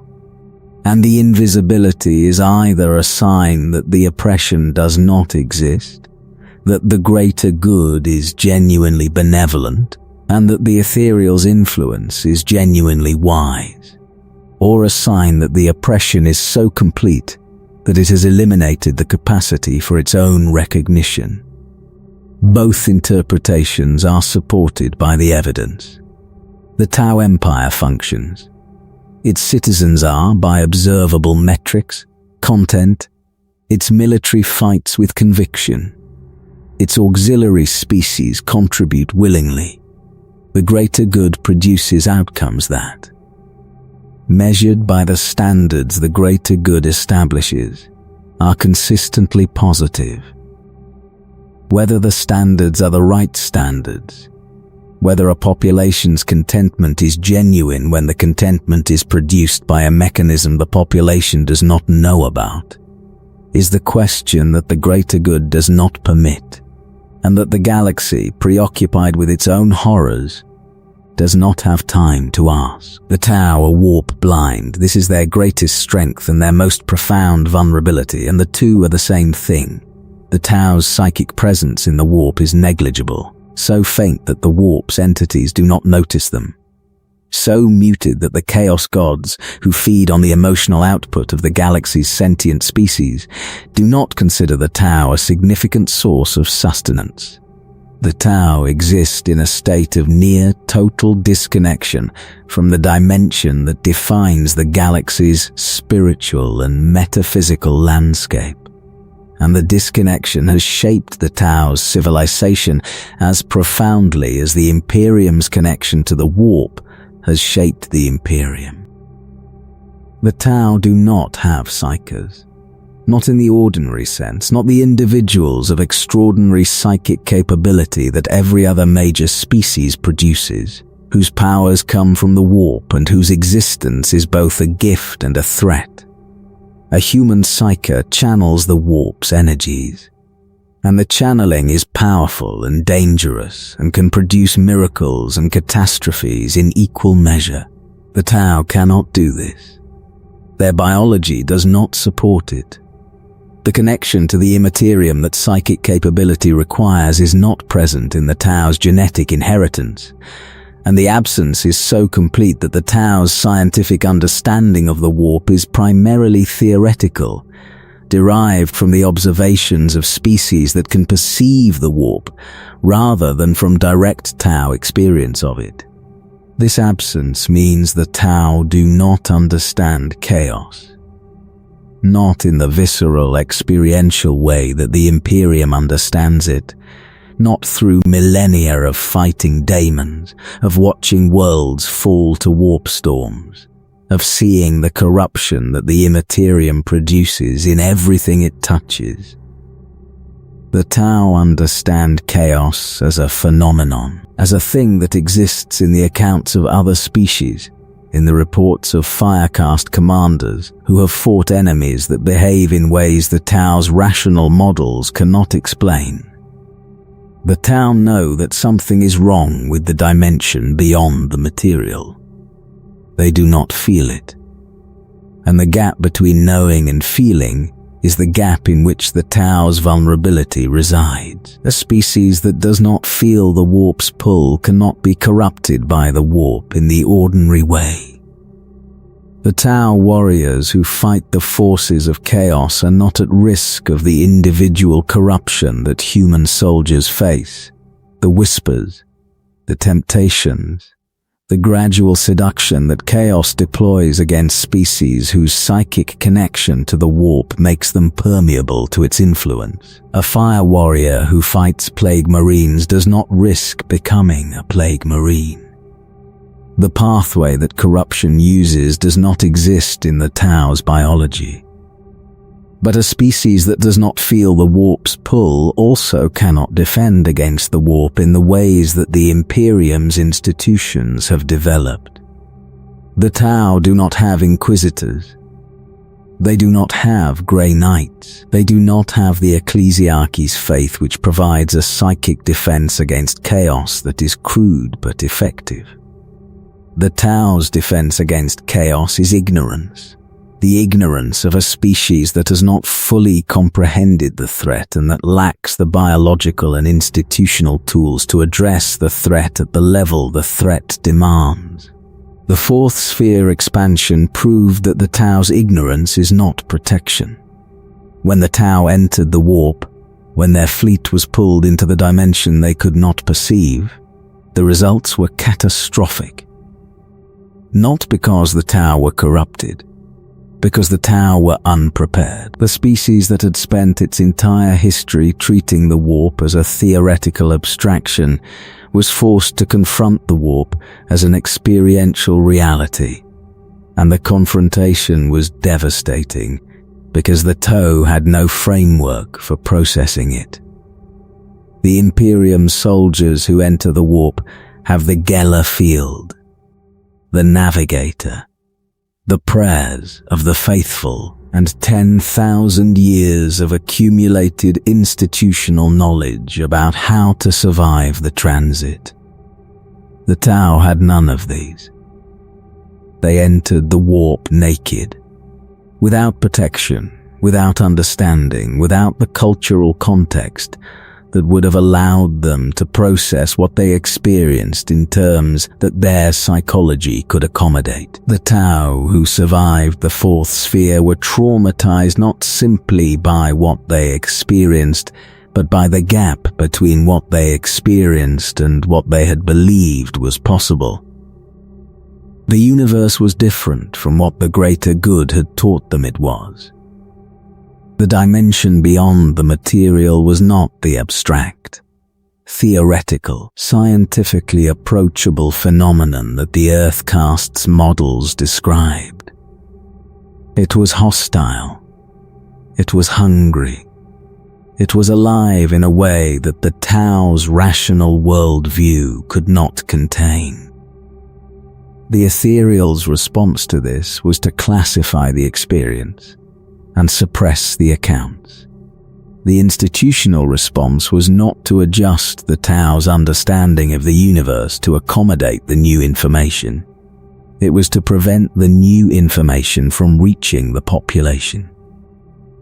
The greater good's version of reality, the rational, ordered, scientifically comprehensible version, was maintained, because the alternative was to tell the Tau population that their understanding of the universe was wrong, and that the true nature of the universe was more terrible than anything their philosophy had prepared them for. This is information control as governance. The Ethereals protect the population from the truth, because the truth would damage the population's capacity to function within the system the Ethereals have built. The greater good works because the population believes the greater good's premises. If the premises are wrong, if the universe is not the rational, ordered place the greater good assumes, then the population's belief in the greater good is undermined, and the population's functioning is compromised, and the system that depends on the population's belief collapses. The Ethereals chose the system over the truth. This choice is, depending on your perspective, either the act of wise leaders protecting their people from information they cannot use, or the act of authoritarian controllers maintaining their power by keeping their subjects ignorant. The Imperium makes the same choice, with different aesthetics. The imperial cult suppresses knowledge of chaos through religious prohibition. The Ethereals suppress knowledge of the warp through administrative classification. The method is different. The principle that the population cannot be trusted with the truth about the universe they live in is the same. The Tau are warp blind. The blindness protects them from corruption. The blindness also prevents them from seeing the dimension that will eventually determine whether their civilization survives. Because the warp does not care whether you can see it. It sees you, and when it is ready, it acts, and the species that cannot perceive the acting is the species that is most vulnerable to it. The Tau's blindness is running out of time.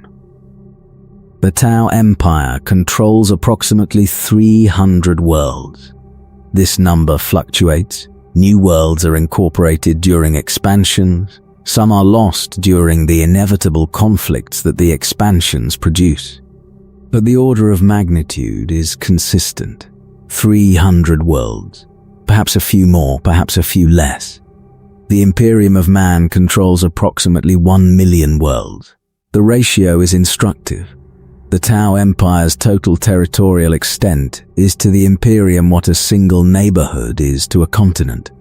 The Tau's combined military capability, every fire warrior, every battlesuit, every hammerhead, every warship in the Corvatra fleet is a rounding error in the Imperium's military accounting.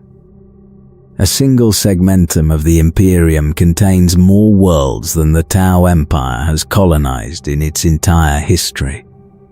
A single major campaign conducted by the Imperium involves more soldiers than the Tau's fire caste contains in total. The Tau do not know this, or rather, the Tau's institutional understanding of the Imperium has improved since the Damocles Gulf Crusade, but the full scale of what the Imperium is, the true magnitude of the civilization that the Tau have been provoking through their expansion into imperial space, is not something the Tau's watercaste diplomats have fully communicated to their population, because the communication would produce existential despair. The Imperium has not destroyed the Tau Empire because the Imperium has not tried. This is the most important strategic fact about the Tau's continued existence, and it is a fact that the Tau's institutional mythology does not emphasize. The Damocles Gulf Crusade, the Imperium's first and most significant military action against the Tau, was not a major campaign by imperial standards. It was a secondary operation, conducted with limited forces, interrupted by the Tyranid threat, and abandoned when the Imperium's attention was required elsewhere. The Imperium did not bring its full military capability to bear on the Tau, because the Imperium had more important things to fight. If the Imperium ever decides that the Tau are a priority, if the strategic calculus shifts to the point where the Imperium's High Lords or its returned Primarch determine that the Tau Empire must be eliminated, the outcome would be rapid and terrible. The Tau's technology is superior to the Imperium's at the individual level. The Imperium's numbers are superior to the Tau's at every level. In a war of total commitment, the Imperium's numerical advantage would overwhelm the Tau's technological edge, because the Imperium can afford to lose more soldiers in a single engagement than the Tau's firecaste contains in its entirety. The Tau survive because the galaxy is too dangerous for the Imperium to focus on them. The Orcs are a greater threat.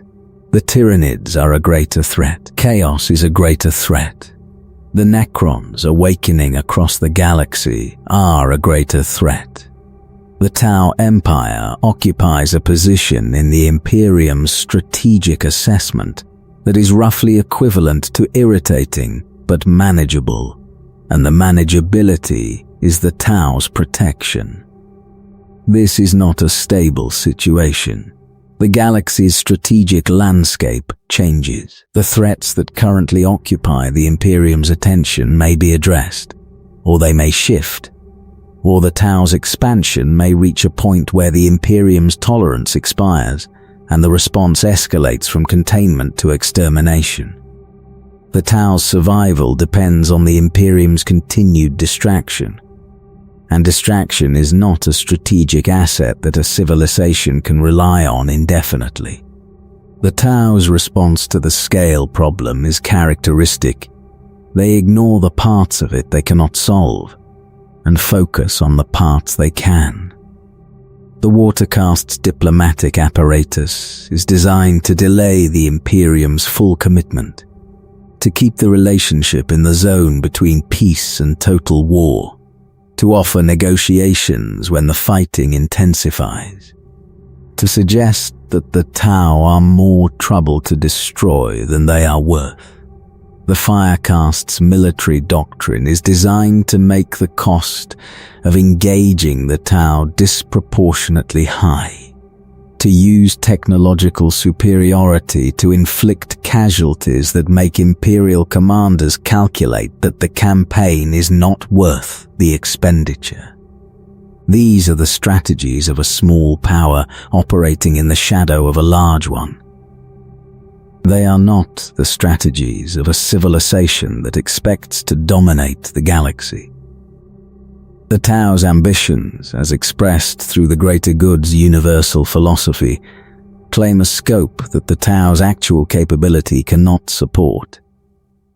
The greater good aspires to encompass the galaxy. The Tau Empire occupies a corner of it, and the corner is maintained not by the greater good's persuasive power, but by the Imperium's inability to spare the forces required to eliminate it.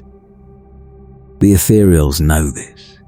Whether the rest of the Empire knows it, whether the Firecast warriors who fight for the greater good's expansion understand that the expansion is only possible because the Imperium is fighting something bigger, is less clear. The greater good's narrative does not include the stipulation that the Empire's survival depends on the Imperium's continued crisis. The narrative describes the Tau as a rising civilization whose virtues will eventually attract the galaxy's inhabitants. The reality is that the Tau are a small civilization whose survival depends on the galaxy's larger powers being too preoccupied to notice them. The distinction between the narrative and the reality is the gap in which the Tau Empire's future will be determined. What does a Tau citizen experience? The question is important because the philosophical debates about the greater good, whether it is genuine or manipulative, whether the Ethereals' influence is benevolent or coercive, whether the caste system is liberation or imprisonment, can obscure the ground-level reality of what it is like to live inside the Tau Empire on an ordinary day. A Firecast warrior's day begins with training. The training is rigorous, structured, and technologically supported. Practice with pulse weapons in environments that simulate the conditions the warrior will face in deployment. Tactical exercises conducted through virtual systems that the Earthcast has designed. Physical conditioning that the Tau's modest biological capacity makes especially important. The warrior trains alongside his bonding group, the 4 or 5 Tau with whom he has been paired since early training, and with whom he will serve for the remainder of his career. The bonds between bondmates are the Tau's closest equivalent to the Space Marines' brotherhood. Deep, permanent, sustained across decades of shared service and shared danger. When a bondmate dies, the survivors carry the weight. The Tau do not process combat loss the way the Imperium does. the casualty reports, the bureaucratic processing of the dead, the indifference that the Imperium's scale produces toward its individual warriors. The Tau mourn. The bonding group's survivors feel the absence as a wound, and the wound is acknowledged by the caste's culture rather than suppressed by it. A fire warrior who has lost a bondmate receives time. The rituals of remembrance are brief but genuine, and the brevity is not indifference. It is the recognition that the war continues, and that the dead would want the living to continue fighting it. An Earth-caste engineer's day begins with the project. The Tau's technological advancement is not the product of individual genius. It is the product of collective investment, of teams working across generations on problems that the Ethereals have identified as priorities, of the collective intellectual capability of a caste whose breeding program has optimized for the cognitive skills that engineering demands. The engineer works in facilities that the Imperium's Mechanicus would recognize as heretical, not because the technology is wrong, but because the approach is. The Earth caste does not treat technology as sacred. It treats technology as a tool to be improved, modified, iterated upon, advanced without the theological constraints that the Mechanicus imposes on the Imperium's technological development. This produces results. The Tau's rate of technological advancement exceeds the Imperium's by an order of magnitude, not because the Tau's engineers are smarter than the Mechanicus's tech priests, but because the Tau's engineers are permitted to innovate. A Mechanicus tech priest who improves a design risks accusations of tech heresy. An Earth-caste engineer who improves a design receives commendation. The incentives are inverted, and the inversion produces the difference in outcomes. A watercaste diplomat's day begins with analysis.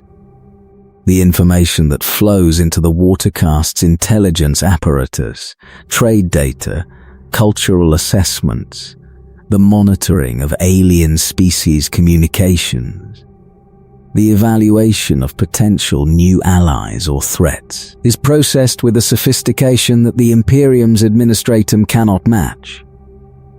Not because the watercaste's analysts are better than the administratum's clerks, but because the watercaste's organization is more efficient. A few hundred worlds worth of data is more manageable than 1,000,000 worlds worth, and the manageability produces a quality of analysis that scale destroys. The diplomat's work is the greater good's advance guard. Before the Firecaste arrives, the Watercaste has already mapped the target world's political structure, identified the factions most receptive to the Tau's overtures, and begun the process of contact that may take years before it produces the outcome the greater good requires. The patience is deliberate. The Tau do not rush incorporation. They invest in it. The relationship with a potential new ally is cultivated across the kind of time scale that most military conquests do not permit. And the cultivation produces a quality of integration that military conquest cannot match. An aircast pilot's day begins in orbit. The void, the space between worlds, the emptiness that the aircast has adapted to across generations of spacefaring is the aircast's home in a way that the planet's surface is not. Aircast Tau are physically different from their planetary cousins. Lighter, thinner, adapted to the low-gravity environments of spacecraft and orbital stations. They are the Empire's connection tissue. The caste whose ships and pilots link the sept worlds into a functioning civilization. And above all of them, the Ethereals. The caste that does not build, does not fight, does not negotiate, does not pilot. The caste that directs. That decides, that maintains the unity without which the other caste's efforts would fragment into the tribal warfare that nearly destroyed the Tau during the Montau. The Ethereals' day begins with governance. The management of a civilization, the allocation of resources, the direction of research priorities, the strategic planning that determines which worlds to claim and which to leave alone, the monitoring of the population's loyalty and the intervention when necessary to address deviations from the greater good's prescribed behaviors. The governance is total. The Ethereals do not delegate their authority to subordinate institutions. They exercise it directly, continuously, through the mechanism that makes their directives indistinguishable from the governed population's own desires. The Tau citizen lives inside this system and experiences the system as freedom. The fire warrior who fights for the greater good does not feel controlled. The earth caste engineer who builds for the greater good does not feel constrained. The water caste diplomat who negotiates for the greater good does not feel manipulated. Each experiences their role as their own choice, their own contribution, their own expression of the values they have been taught, and that the Ethereal's influence makes them unable to question. Whether this is freedom or its most complete abolition, whether a being who cannot perceive the influence that shapes its choices is making free choices, is the question the Toe cannot ask. The question persists anyway. It persists in the Farsight enclaves, where the Ethereal's absence has not destroyed the greater good, but has changed its character. It persists in the Fourth Sphere survivors, whose warp-traumatized consciousness has rejected the Ethereal's influence in ways the Empire cannot fully repress. It persists in the observations of the Imperium's analysts, who note the discrepancy between what the Tau say they are and what the Tau appear to be. The question will not go away. And the question, eventually, will be answered. The answer will determine whether the greater good is a civilization or a cage. The Tau and the Imperium are more similar than either civilization is comfortable acknowledging, and the similarity is the most illuminating thing about both of them. Both are governed by leaders whose authority cannot be questioned. The Emperor's divinity is the Imperium's political foundation. The proposition that the master of mankind's governance is not merely competent, but sacred, and that any challenge to it is not disagreement, but heresy. The Ethereal's authority is the Tau Empire's political foundation. The proposition that the Ethereal's direction is not merely wise, but correct, and that any challenge to it is not dissent, but a violation of the greater good that the Ethereals embody. Both suppress information that might undermine their population's compliance. The Imperium suppresses knowledge of chaos through the Inquisition's enforcement of ignorance. The Tau suppress knowledge of the warp through the Ethereal's classification of information. Both civilizations have decided that their populations cannot be trusted with the truth about the universe, and both have built institutions designed to maintain the population's ignorance for the population's supposed benefit. Both use their populations as instruments. The Imperium's citizens are the Imperium's fuel, the raw material that the military-industrial complex consumes to produce the fighting capability that the Imperium requires. The Tau's citizens are the greater goods components, the functional units that the caste system assigns to positions, and that the Ethereal's influence maintains in those positions. Neither civilization treats its citizens as ends in themselves. Both treat them as means to collective purposes that the citizens did not choose and that the governing authority defines. Both expand through the combination of persuasion and force. The Imperium's expansion, when it occurs, offers compliance and promises destruction for refusal. The Tau's expansion offers the greater good and brings the firecast when the offer is declined. The methods are different in their aesthetics. The Imperium is a mailed fist, the Tau are a velvet glove. But the underlying logic is the same. Join us, or we will make you join us, or we will destroy you for refusing. The Tau are the Imperium at an earlier stage of the same process. A young civilization, idealistic and energetic, convinced that its values are universal and that the universe will eventually recognize their universality. The Imperium was this once. 10,000 years ago, when the Emperor launched the Great Crusade, the Imperium was a young civilization convinced that its vision of human unity would produce a galaxy that was better than the one it found. The Crusade was the greater good writ large, the conviction that the galaxy could be improved through the application of superior governance, backed by the military force required to implement the governance on populations that did not choose it. The Imperium's idealism did not survive contact with reality. The heresy broke it. The 10,000 years that followed ground it into the theocratic, authoritarian, declining civilization that the Imperium has become.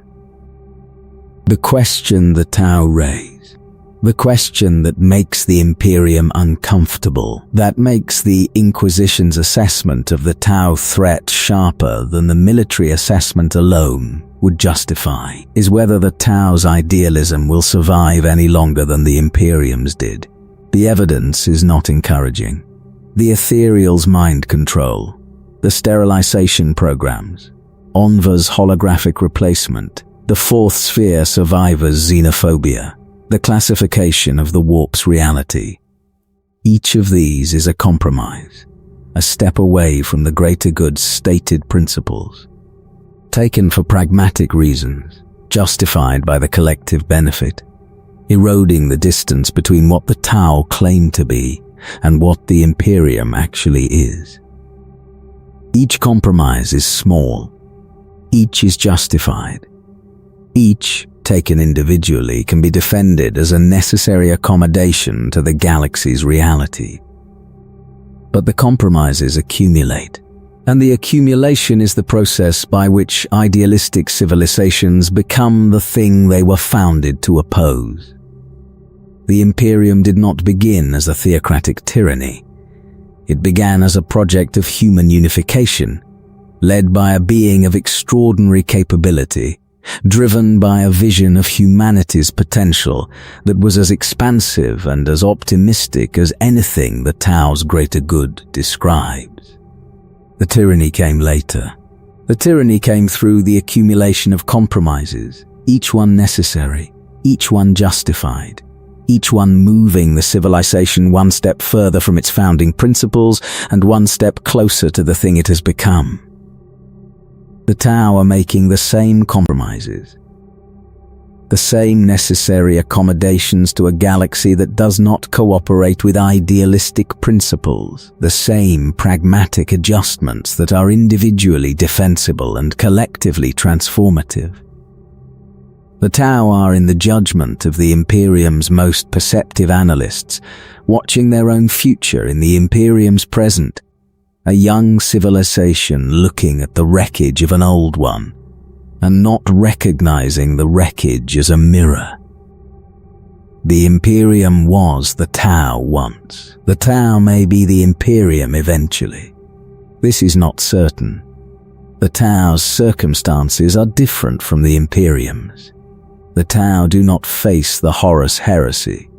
The Tau do not depend on a single superhuman leader whose incapacitation would collapse the civilization.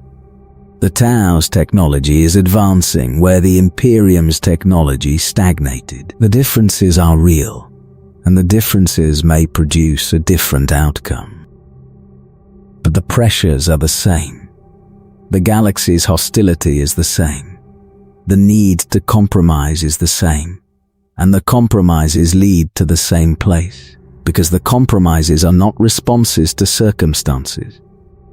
They are responses to power, and power corrodes the same way in every civilization that wields it, regardless of the philosophy the wielding is wrapped in. The greater good is the Imperium's founding vision in different colors.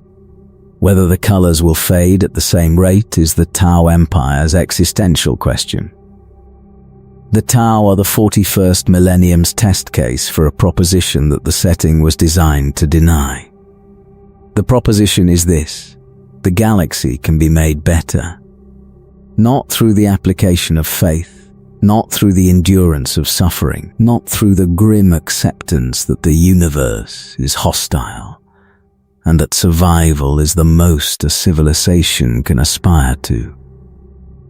Through intelligence, through cooperation, through the rational application of resources to problems, the systematic incorporation of diverse perspectives into a collective project, the belief that the arc of the universe bends toward improvement if enough effort is applied to the bending. The Imperium denies this proposition.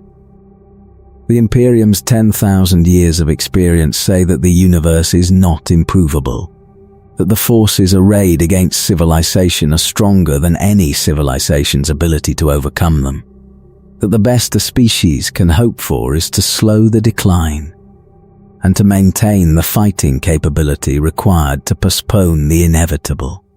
The Imperium's faith is not hope. It is endurance. The Emperor protects not by making things better, but by making things last.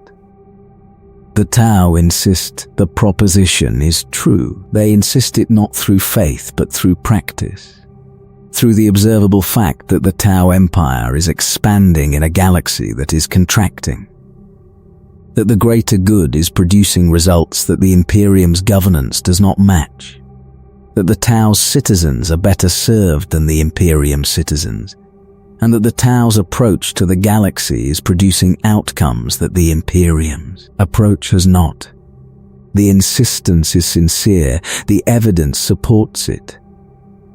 Within the narrow scope of the Tau's experience, the few hundred worlds they control, the limited number of threats they have engaged, the modest duration of their civilization's existence, the greater good works.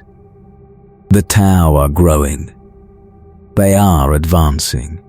They are producing a quality of life that exceeds what most other civilizations in the galaxy can offer. But the scope is the problem. The Tau have existed for a few thousand years. The Imperium has existed for 10,000. The Eldar Empire existed for 60 million. The Old Ones existed for longer than that. Every one of these civilizations, at the point in its history that corresponds to the Tau's current age, was expanding, growing, improving. Every one of them believed at that age that the trajectory would continue. None of them was correct. The galaxy breaks civilizations. This is not an argument, it is the historical record. The galaxy has broken every civilization that has attempted to master it, and the breaking has been proportional to the civilization's ambition. The Old Ones tried to garden the galaxy and were destroyed. The Eldar tried to inherit the galaxy and fell to their own excess. The Imperium tried to unify the galaxy and was broken by the heresy. Each civilization was, at its peak, as confident as the Tau are now, and each learned that the galaxy's response to confidence is catastrophe. The Tau have not experienced their catastrophe yet. This does not mean the catastrophe will not come. It means the Tau have not been tested at the level that the galaxy tests civilizations that become large enough to matter, and the testing is what separates the civilizations that survive from the civilizations that do not. Whether the Tau can pass the test, whether their philosophy, their technology, their social structure can withstand the kind of pressure that broke the Imperium and destroyed the Eldar and consumed the Old Ones, is unknown. The Tau have advantages that the previous civilizations did not have. They have the historical record itself, the knowledge, if they choose to use it, that every previous attempt to master the galaxy has failed, and that the failures were produced by identifiable causes.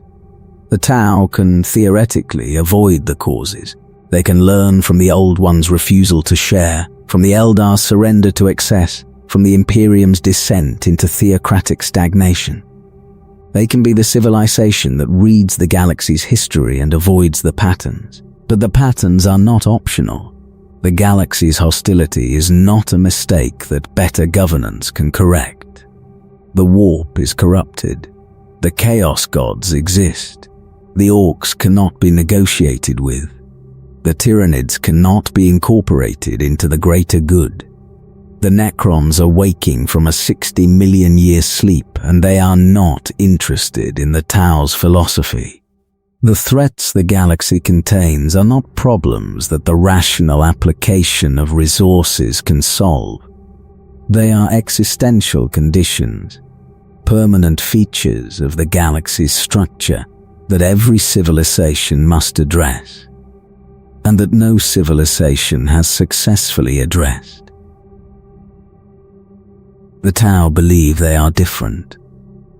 They believe their philosophy, their inclusiveness, their rational approach to governance gives them tools that the previous civilizations did not have.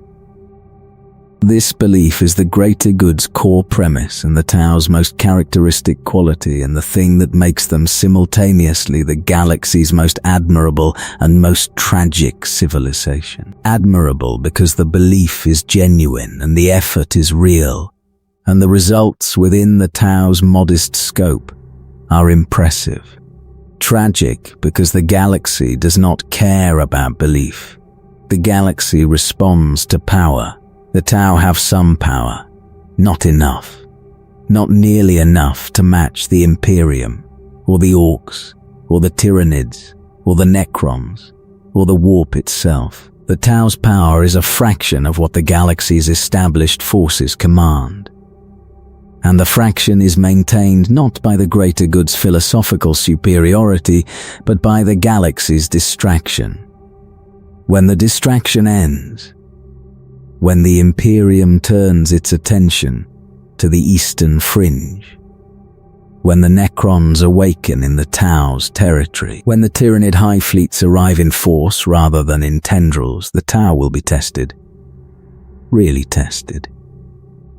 Tested in the way the Imperium was tested by the heresy, tested at the existential level where a civilization's survival depends not on its philosophy but on its raw capacity to absorb damage and continue functioning. The greater good has never been tested at this level. When it is, if it is, when the catastrophe arrives, when the pressure exceeds anything the Tau's modest history has produced, the greater good will either prove itself or break. And the breaking will be the discovery that the galaxy was right all along, that the universe is not improvable, that the hope the Tau carry is the hope of a species that has not yet learned the lesson the galaxy teaches all of its children. The lesson is simple and it is terrible, and it is the lesson the Tau have spent their entire existence refusing to learn. The galaxy does not bend toward improvement. The galaxy bends toward darkness. And the Tau, young, hopeful, growing, convinced that the bending can be reversed, are standing in the path of the thing the galaxy bends toward, armed with pulse rifles and philosophy and a belief that has never been tested against the force it claims to oppose. Somewhere on the edge of the galaxy, a fire warrior is standing in his battlesuit, looking at a world that the greater good has decided to claim. The world is human. Its population has been living under imperial governance for centuries. The tithes, the conscription, the institutional neglect that the Imperium provides to worlds that are not strategically important enough to warrant attention and not problematic enough to warrant punishment. The population is tired. The imperial governor is corrupt. The military garrison is understaffed, underpaid, and under-equipped. The watercast has already made contact. The diplomats have arrived ahead of the firecast, offering trade agreements and technology and the quality of governance that the greater good provides. Some of the population is interested, some is suspicious. Some has already accepted quietly the Tau's overtures. And the acceptance is producing the kind of divided loyalty that the Imperium's institutions are designed to detect and punish. The Fire Warrior does not know the full scope of what his empire is doing. He does not know about Onva's hologram. He does not know about the Fourth Sphere's warp entity. He does not know about the sterilization programs, if they exist. He does not know about the Ethereals' control mechanism, or the Vespid communion helms, or the quality of manipulation that the watercast employs before the firecast arrives. He knows the greater good. He knows his duty. He knows that the world before him contains people who are suffering under governance, that the Tau can improve, and that the improvement is what the greater good requires, and that the greater good is right. His belief is genuine. His commitment is real. The battlesuit he pilots is the finest personal weapons platform the galaxy has produced at its scale, and the pulse weapons it carries are more lethal than anything the human garrison below is equipped with. He will fight well. If the fighting comes, he will execute the Firecast's doctrine with the precision his training has produced. And the precision will be effective, and the outcome will serve the greater good. He is a good soldier in a good cause in a galaxy that does not have good causes. Or he is a tool of a system he does not understand, wielded by leaders whose authority he cannot question, in service of a philosophy whose true nature is concealed from him by the mechanism that produces his belief in it. Both of these descriptions are accurate. Both describe the same warrior, the same empire, the same moment. The Tau Empire is the civilization where the best interpretation and the worst interpretation are both supported by the same evidence. And the evidence does not resolve in either direction because the civilization was designed deliberately by the Ethereals across millennia of engineering to make resolution impossible from the inside. The Tau are growing. The Empire is expanding.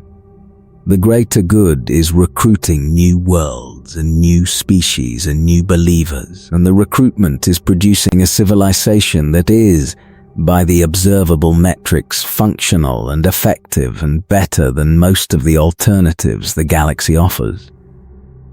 The Tau are also changing. The Fourth Sphere's trauma produced xenophobia in a civilization built on inclusiveness. The Ethereals' management of information has produced a population that does not know the truth about its own leadership. The compromises that the galaxy's hostility requires are accumulating in ways that the greater good's universalist philosophy does not account for, and that the Ethereals' control mechanism prevents the population from examining. The Tau's future is the galaxy's most interesting open question. Not the most important. The Imperium's survival, the Tyrannid Hive Fleet's advance, the Necron awakening, the Chaos God's eternal war against the material universe. These are more consequential to the galaxy's trajectory. But the Tau's future is the most interesting. because the Tau's future is the test of whether the galaxy permits the kind of civilization the Tau are trying to build.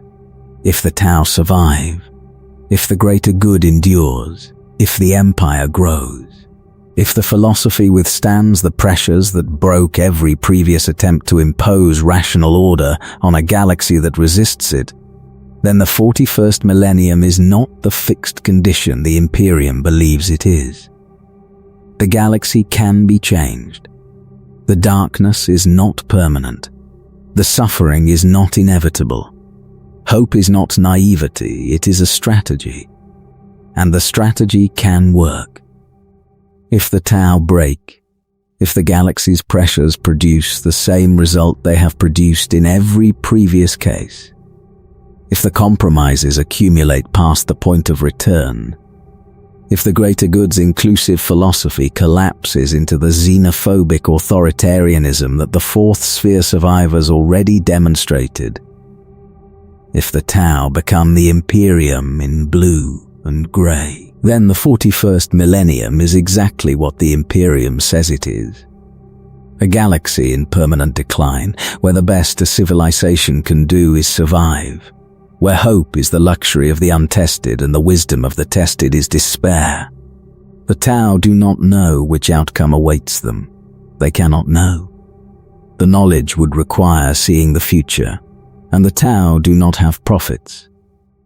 They have engineers, they have diplomats, they have warriors and builders and leaders whose authority cannot be questioned, and a philosophy that says the galaxy can be better, and a civilization that is trying to prove the philosophy correct against the opposition of everything the galaxy contains. They are young. They are hopeful. They are growing in a galaxy that is dying. They believe in a future that the galaxy's history says is impossible, and they are building toward that future with a determination that the galaxy's oldest civilizations would recognize as the quality they themselves possessed, once before the galaxy taught them otherwise. For the greater good. The phrase carries the weight of everything the Tau are and everything they may become. A statement of purpose or a mechanism of control, a genuine aspiration or a sophisticated deception. The galaxy's best remaining hope or its newest candidate for the catastrophe that the galaxy provides to every civilization that grows large enough to attract its attention. For the greater good, the Fire Warrior says and means it with his whole being. For the greater good, the Ethereal says and means something else entirely. Or not. The ambiguity is permanent. The Tau Empire is built on it. And the Empire persists. And the persistence is either the triumph of hope over history, or the last peaceful moments before the galaxy teaches its youngest civilization the lesson it has taught all the others. The Tau are still growing. The galaxy is still watching. The test has not yet begun.